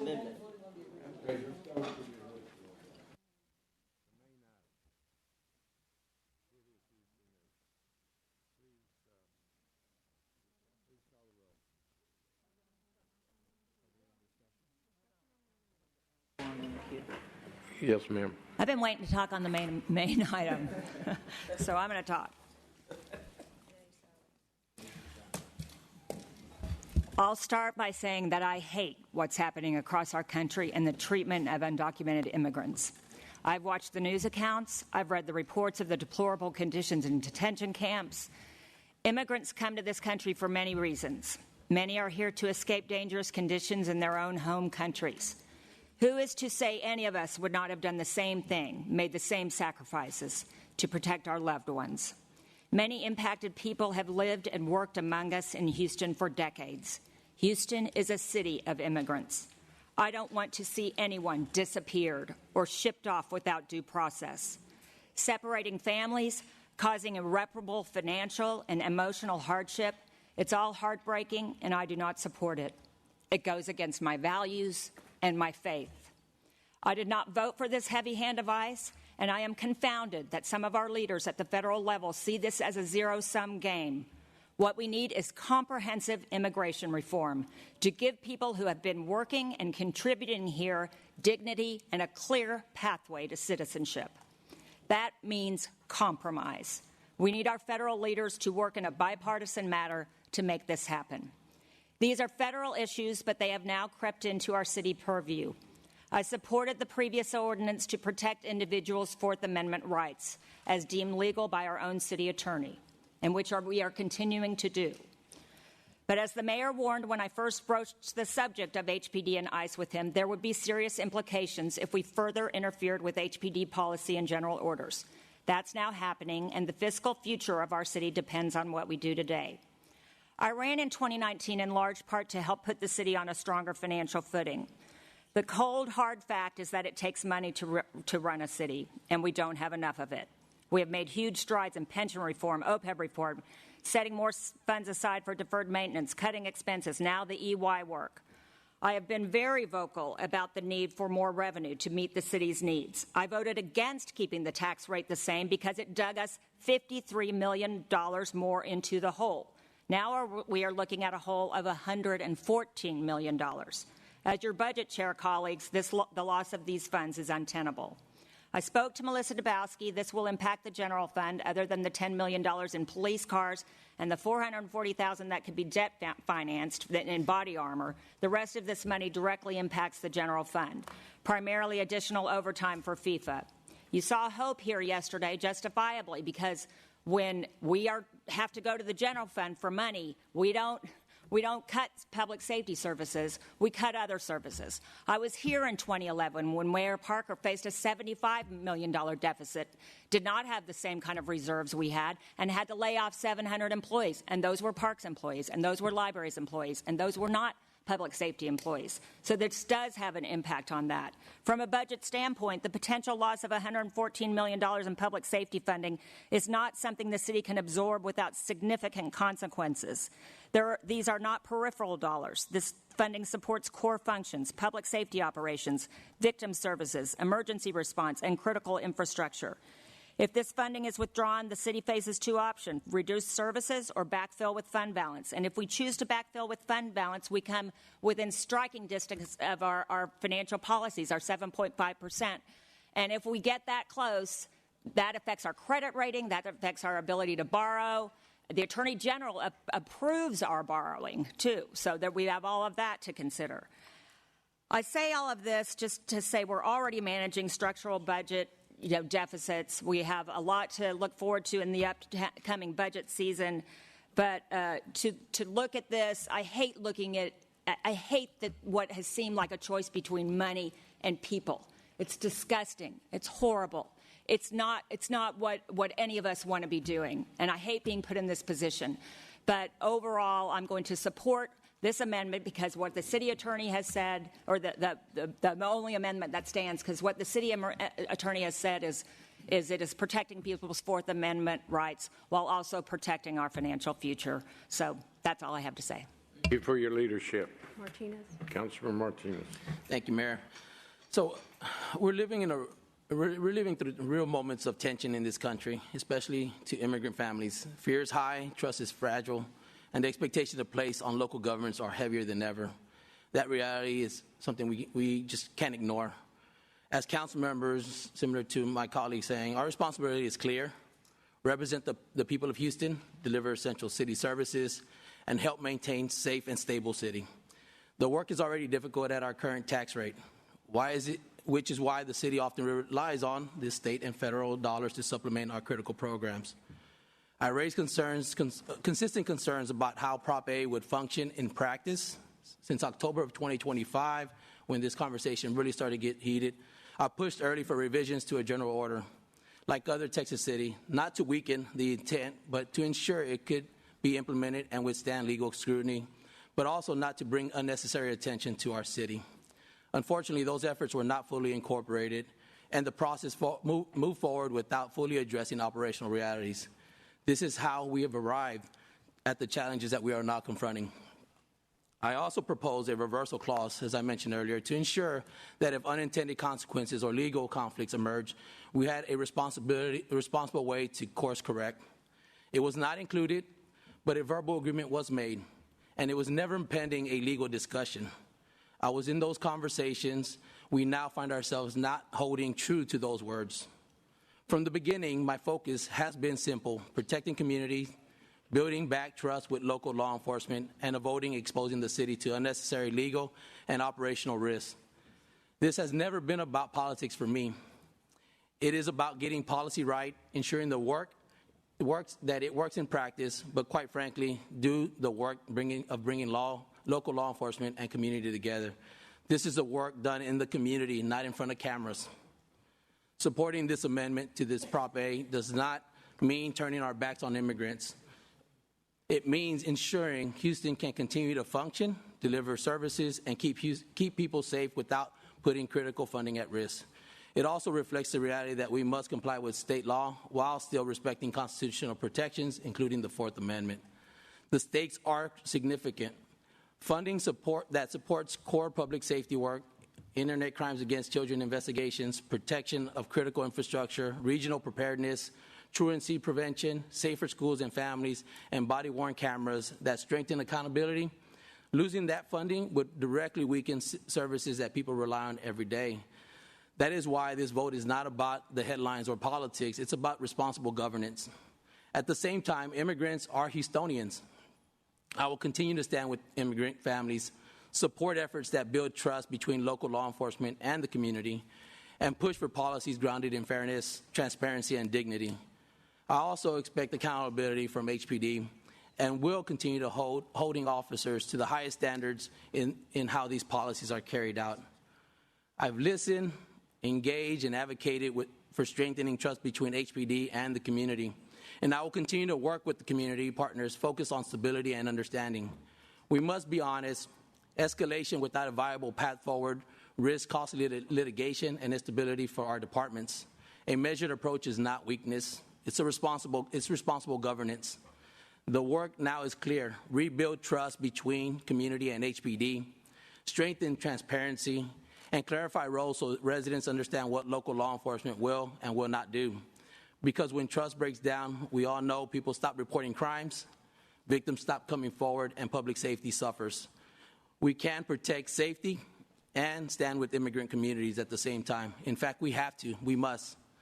That is the responsibility that I will continue to meet for all Houstonians. And for that, I'm ready to, again, vote on this in support of the amendment. Thank you. Councilman Castillo. Thank you, Mayor and colleagues, for the discussion today around a very sensitive subject. You know, what we are seeing across the city, what has happened across the country with ICE is, frankly, it's disgusting.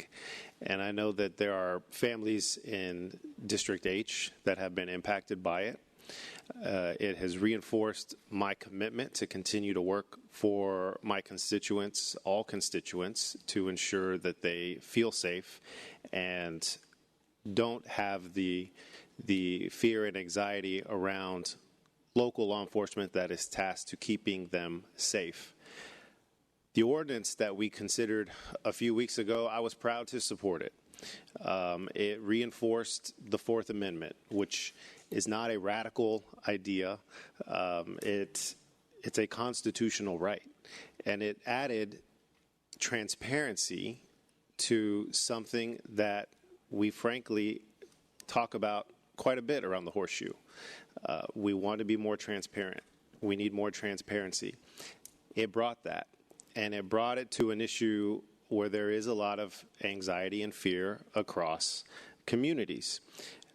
And we see that from people not wanting to testify as a witness. We see that from folks not wanting to report crimes or go to PIP meetings in person.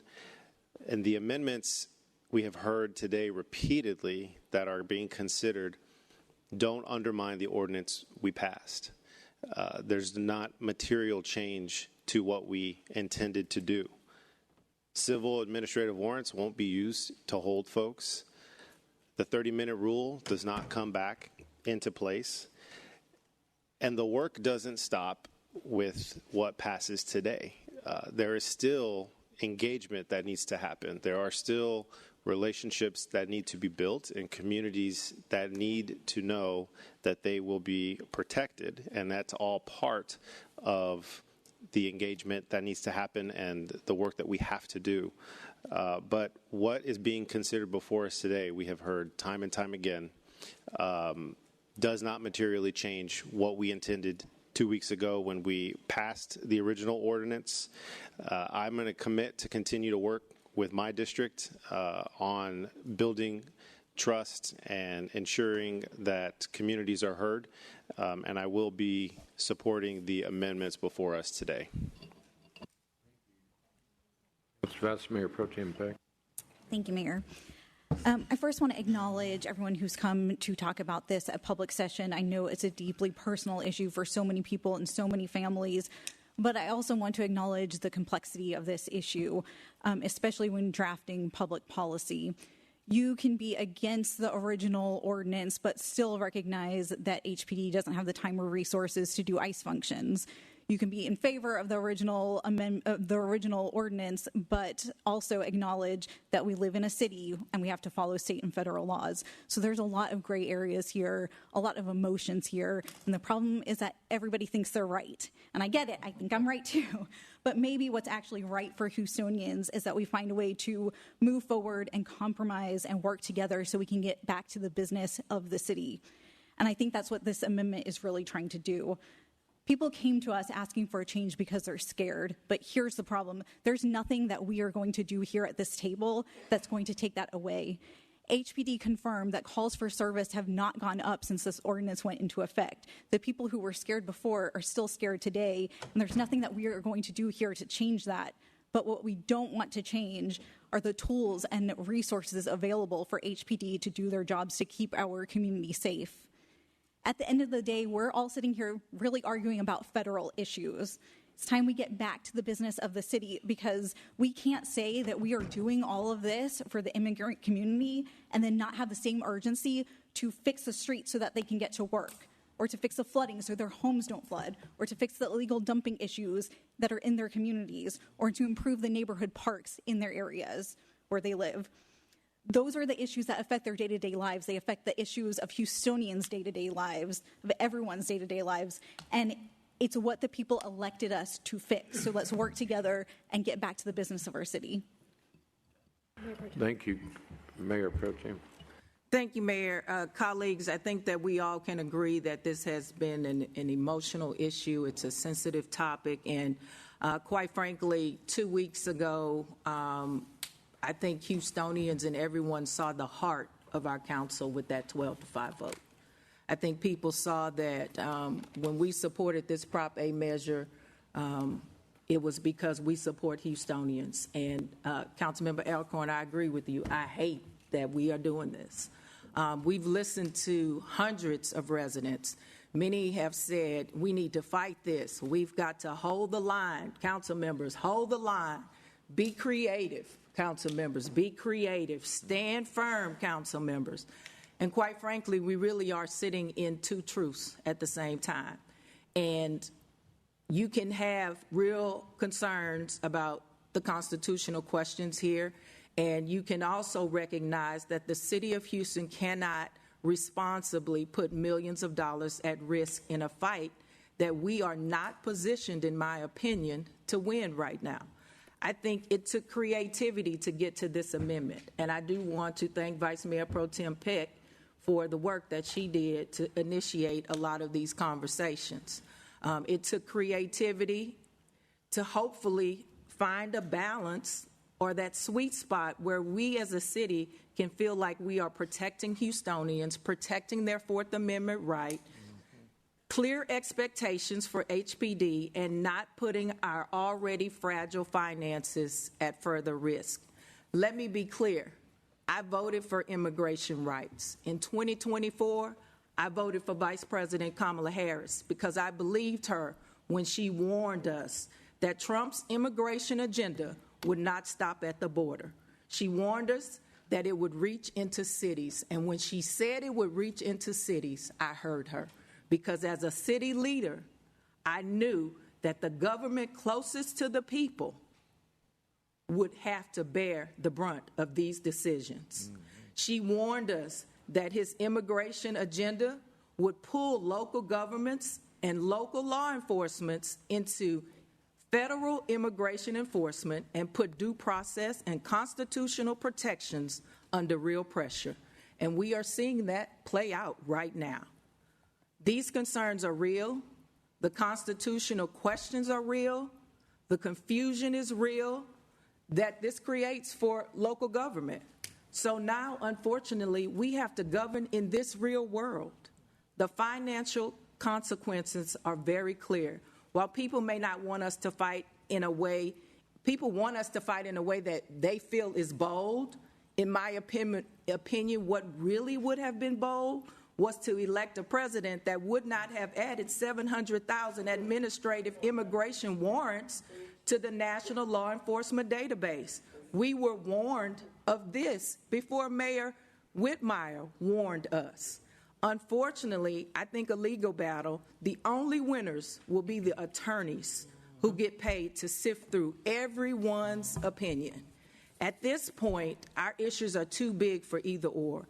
As a city, we cannot dig our heels in. Our problems are too big. Our expenses are too large. And I know for a lot of people, unfortunately, this may feel like surrender, but it's not. This is real stewardship. If this amendment allows us to maintain the funding and not jeopardize future funding, and we can still watch implementation closely, we must insist on clarity for our officers and continue to speak up when our constitutional rights are at risk. I will always stand up for constitutional rights. Again, that's why I voted the way I did in 2024. I will always do what I believe Houstonians want us to do.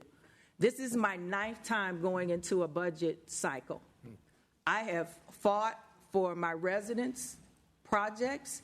I have fought 9 years for Alameda Plaza, and every year that project price tag goes up. We're over $30 million for that one project.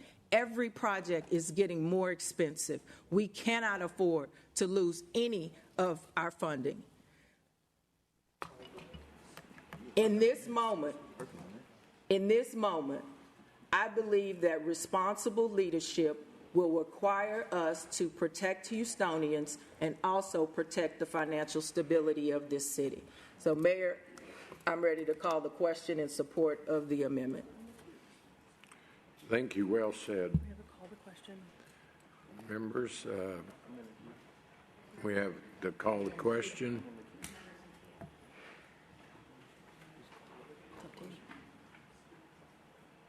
All in favor say yes. Point of order. There are members in queue that have not spoken on the main item. Call them. Councilmember Pollard. Point of order. When a question is called, when there are members in queue, those members are allowed to speak prior to the question being We're there. called. What's the issue? He called Pollard. Apologize. I thought you were roll calling. I apologize. I was just seeing if you were listening. Go ahead, Councilman Pollard. Thank you, Mayor. You know, it was necessary and purposeful for us to have these discussions. This is a big issue that impacts many people, impacts many communities. We're the 4th largest city in America, the most diverse city in America. 1 out of 4 people in our city are foreign born. So a lot of people are impacted by this. A lot of people are passionate about this. And so it's necessary to have these discussions. We were elected to have these discussions, and they should take some time. They should take some thought.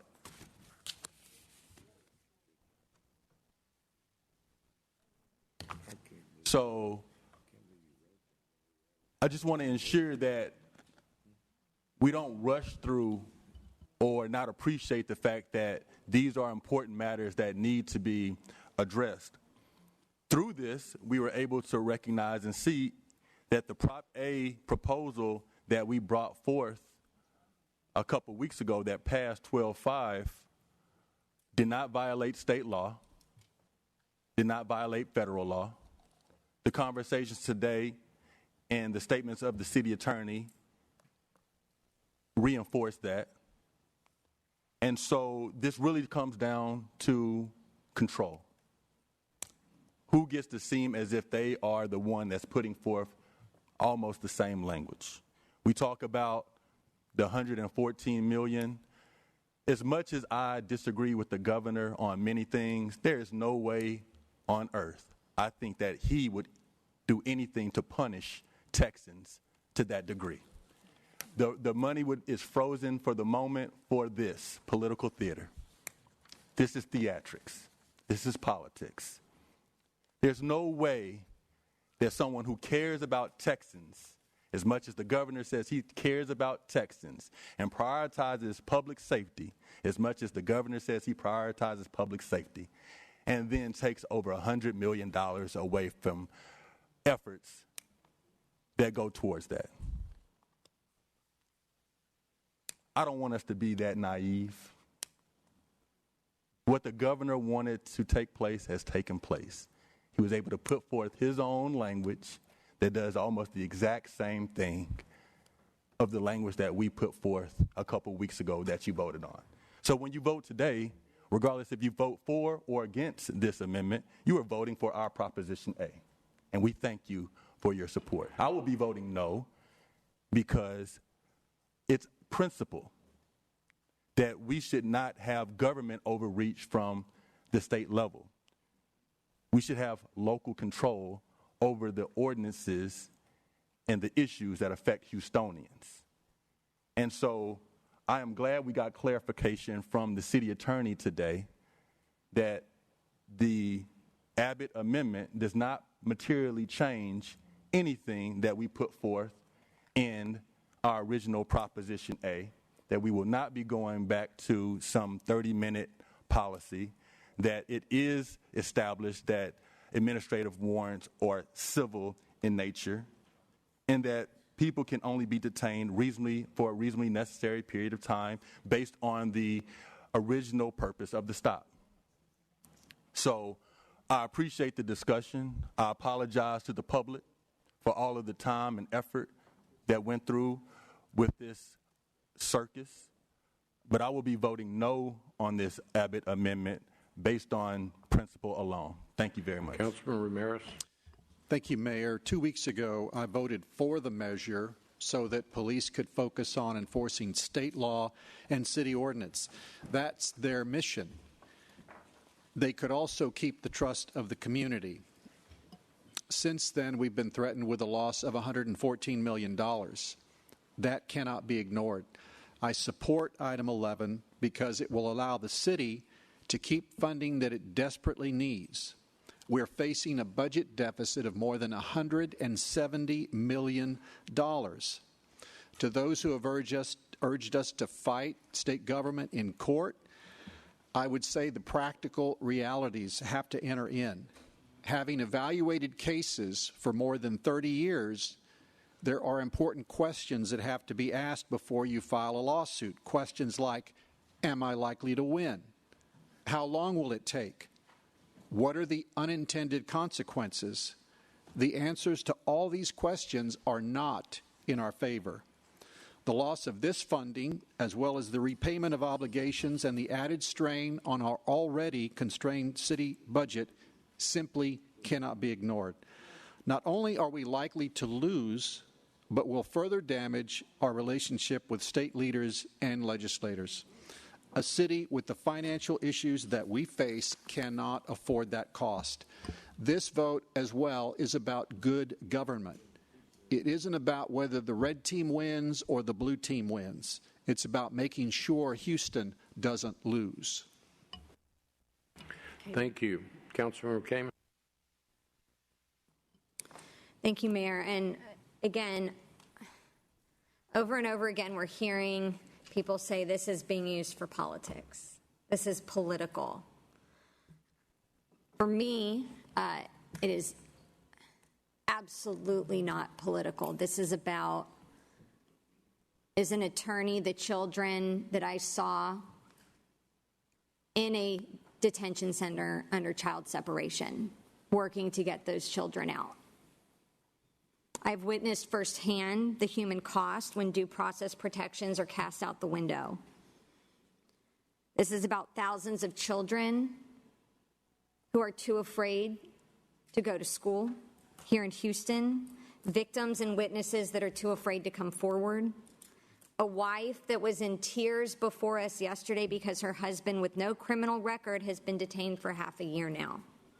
A high school senior here in Houston with no criminal record who should be graduating with his friends in a few weeks, but instead was held for 2 months and then deported. The active duty soldier serving for 27 years, including in Afghanistan, who says he does not know why his wife is being detained. And above all else, this is about the constitutional due process rights guaranteed to all persons in the United States and the rule of law. And the law is unequivocal.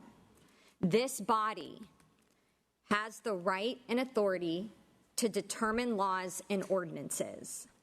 Now, why the City Council should or should not take an action is a legitimate debate, and I respect all of my colleagues in these perspectives. But what is not a legitimate debate is the rule of law and our right under the law to act. And any time we as a citizenry give up our responsibility to stand for the rule of law, we sacrifice that which is most precious, which is our democracy. And the valid action we took is rooted in law. The valid action we took was in response to a policy the city put out that raised serious constitutional questions.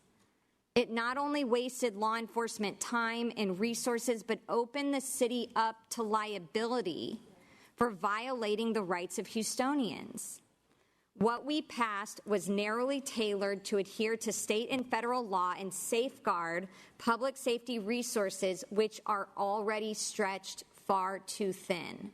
The city has a right to address resource allocations, especially when it comes to local law enforcement. And we do not want officers sidelined waiting around on the side of the road. We don't have the time or the resources for that. And we passed an ordinance, which is within our right to do so, to protect the rights of Houstonians and protect local law enforcement resources. The ordinance stated very clearly and appropriately, those constitutional protections are preserved. When the lawful purpose of a stop has ended, it's ended. That is it.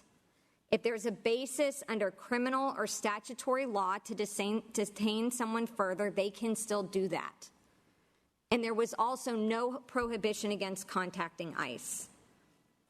The law is clear that police cannot detain someone beyond that because of the Fourth Amendment. And you heard a little bit of that language, but not the full clause. The right of the people to be secure in their persons, houses, papers, and effects against unreasonable searches and seizures shall not be violated.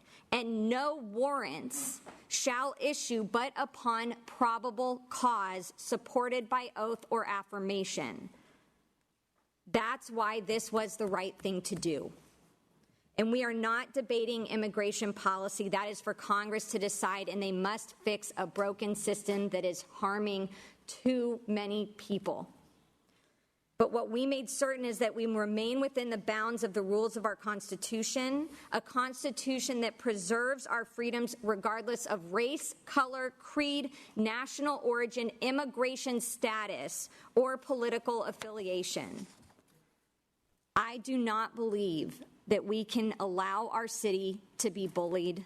We cannot bend a knee, or this will continue to happen over and over again. And we cannot forsake the Bill of Rights.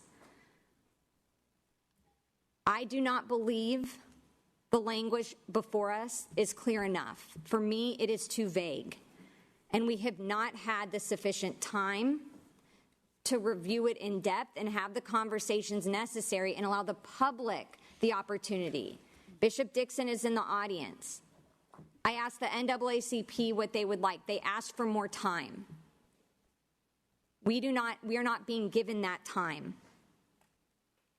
And just last week, we heard from leaders who reminded us what can happen when we allow others to chip away at our laws. And I'm quoting now. Democracy is fragile. Hitler and Mussolini rose through legal means and then dismantled the systems that empowered them. Democratic institutions must be protected. They become vulnerable when citizens grow fearful, disengaged, and are eager to blame the other. Freedom, justice, and pluralism demand vigilance. 2, decisions have consequences, and doing nothing is a decision. Each of us has agency. Every choice matters. Speak or stay silent, intervene or walk away, uphold justice or tolerate injustice. Ethical courage is a muscle we strengthen through practice. That unchecked hate leads to violence. What we study in our history books did not begin with murder, but with words, with slurs, stereotypes, and propaganda. In today's world, as outrage spreads faster than truth, and I have seen the social media posts attacking my colleagues with racial slurs. Resisting propaganda and distortion is more urgent than ever. When a group is categorically scapegoated and where denial spreads, truth collapses.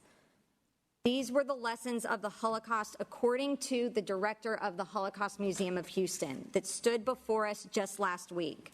And it is not hyperbolic to compare those lessons to what we are witnessing with the systemic efforts to dismantle our constitutional protections and civil liberties. These are the lessons of what happens when we stay silent and we keep our heads down, and we hope we don't rock the boat too much. We are called upon to stand up for the rights of the stranger, the immigrant, the asylum seeker. In every generation, we must insist on our inherent dignity of every person and to cry out when power is wielded with cruelty. Do not wrong or oppress the stranger, for we too were strangers. Other cities are defending the rights of their residents, and the lawful actions that they have taken are exactly in line with what we did. And we must protect the people that we serve. The rights of the people of Houston are not for sale. And I respectfully cannot support attempts to hold our city hostage. I cannot support language that raises, for me, significant questions without timely opportunity for us and for residents to review. My district residents that were before us yesterday have asked me to vote no, and that is what I intend to do. Councilman Salinas. I just want to thank all of you again for the time and effort you have put into this issue. It means a great deal to me and to folks in the community. I want to clarify, a lot of folks have said that the council members that brought forth this proposition caused this issue. We did not cause President Trump to put hundreds of thousands of administrative warrants into the system. We did not cause HPD officers to wait for up to 2 hours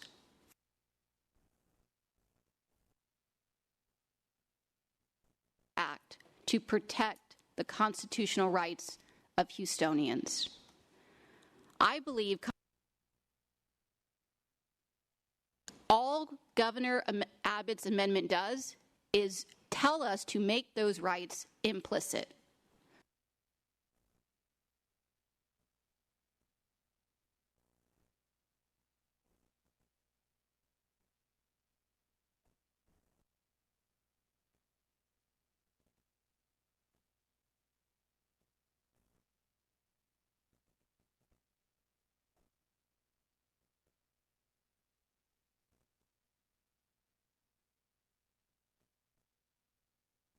But I remain hopeful that the city attorney's assurances are true, and I know the nation will be watching and watching the transparency that we were able to keep from our Proposition A to see if we do in fact comply. But I will be voting no.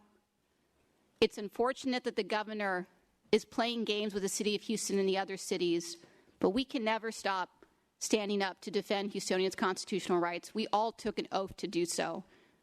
Thank you. Councilmember Davis. Thank you, Mayor. I am grateful that we're getting to the point to where it seems as though that we're finally getting to where we agree on what's best for the city of Houston. And certainly I, for one, don't want to see anyone's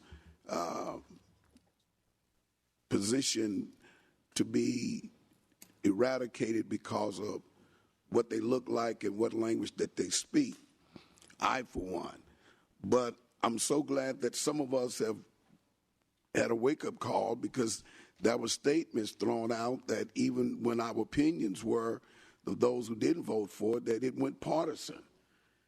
People were quoting the fact it never started with a partisan opinion about what political party you were affiliated with until people brought it in.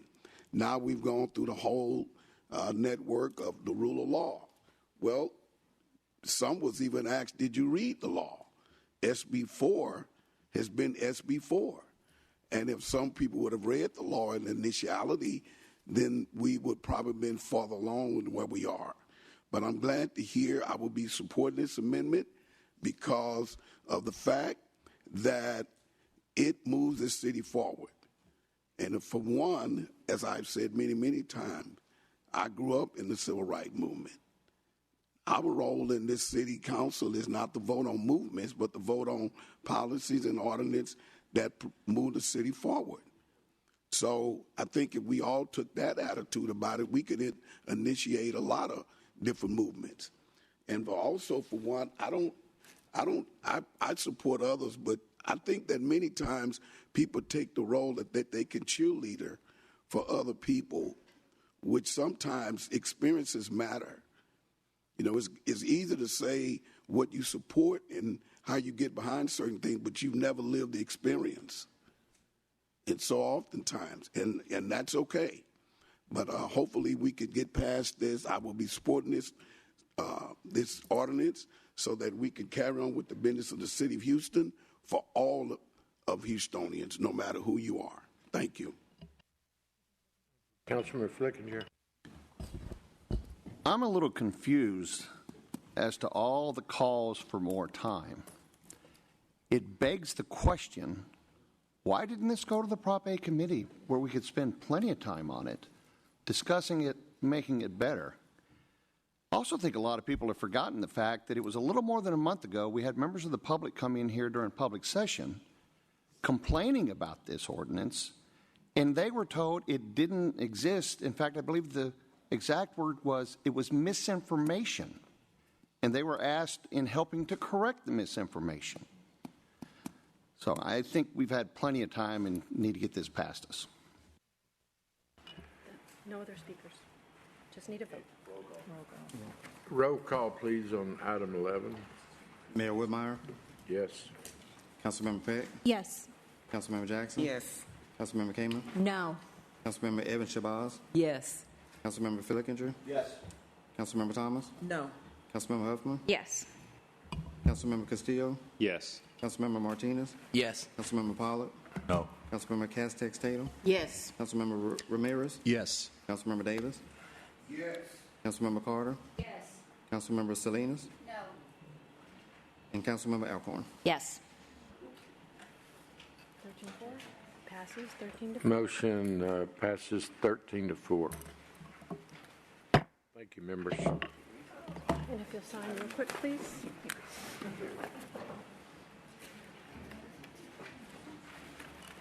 Thank you, sir. Mr. Secretary, you ready, sir? Consent agenda? Go to the consent.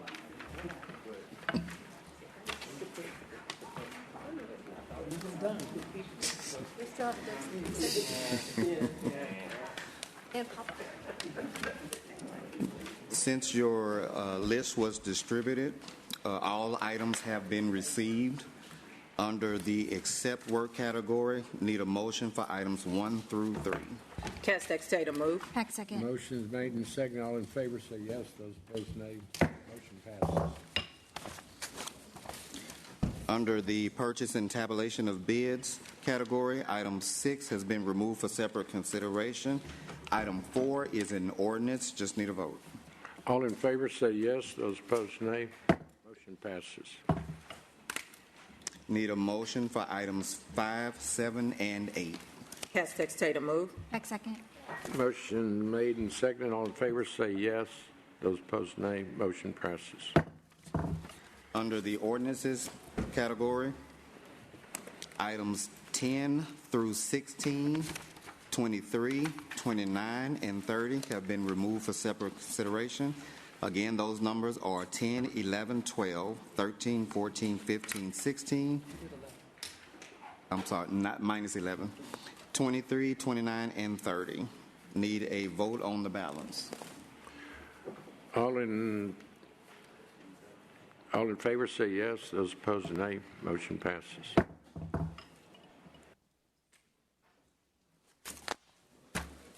Items removed for separate consideration. Item 6 needs a motion. Castex Tatum, move. Heck, second. Councilor Martinez, you want to speak? Yes, thank you, Mayor. You're Just wanted to highlight this item. This is in the East End at Gus Wortham, our historic golf course. There are several complaints over the last, I would say, 8 to 12 months of more golf balls coming onto the street. As minute as it might sound, we've had a lot of legal challenges because folks that are driving have been hit by these golf balls. Thankfully, we've been able to come to an agreement in support of the administration to help put up these nets. I was at Idlewood Civic Club last night, and they were happy to hear this. Several of the other neighborhoods that live around that golf course, which is Magnolia Park, Pecan Park, East Lawndale, Country Club. This is something that, because of the increase of number of folks going out to play, we've been seeing an increase in golf balls being actually a dangerous situation out off a wayside. So I appreciate everybody's support on this. Thank you. Just need a vote. All in favor say yes. Those opposed, nay. Motion passes. Item 10 is an ordinance. Just need a vote. Councilor Kamen? Councilman Kamen. Thank you, Mayor. I wanted to highlight this item. It's something we've been talking about for over a year, providing revisions to the amended and restated financial policies of the City of Houston. And one segment in particular, Chair Alcorn, you and I have had at-length discussions. This has been brought before the Finance Committee, but it also includes the amended language that I put forward during last year's budget, related to the Budget Stabilization Fund, also known as the Rainy Day Fund. I worked with the administration. I want to thank Director Dubowski, Chief Wilson for working with me to come up with language that will meet the needs of the city as well as increase our preparedness. So what this item does, it increases the amount from 20 to 25 million. I want to reiterate, we need more in here, and we do not have the funds available right now because of the financial constraints at the city. So we're increasing it to 25 million. Previously, when we had to expend down on a natural disaster, we were allowed to keep the money out of replenishment for up to 2 years. And that was done at a time when we were not seeing multiple events a year. So what I said is, hey, we need a way to put the money back in faster. So what this does is requires the city to put the money back in within 365 days if it's used, unless there's a qualified reimbursement. So if the money qualifies for federal or state reimbursement, that can take more time. So we're keeping that language and that circumstance for up to 2 years because we know that that money will be coming back in. But if there is no reimbursement, we must do the right thing and put the money back and be ready to go in preparedness. So this is one step in terms of preparedness. I want to thank the administration for working with us to come up with this language. I'm excited to see it move forward, but want to encourage council that we need to continue to look at this and build, because $25 million does not even cover the debris pickup of one incident, and we've got to be prepared. So I'm excited to support this. And the last thing I'll say on our financial policies, I'm very concerned, and Councilmember, we've spoken about this, the timing of our budget that we bring forward over the summer months when we don't have the actual numbers, I think does us a great disservice. And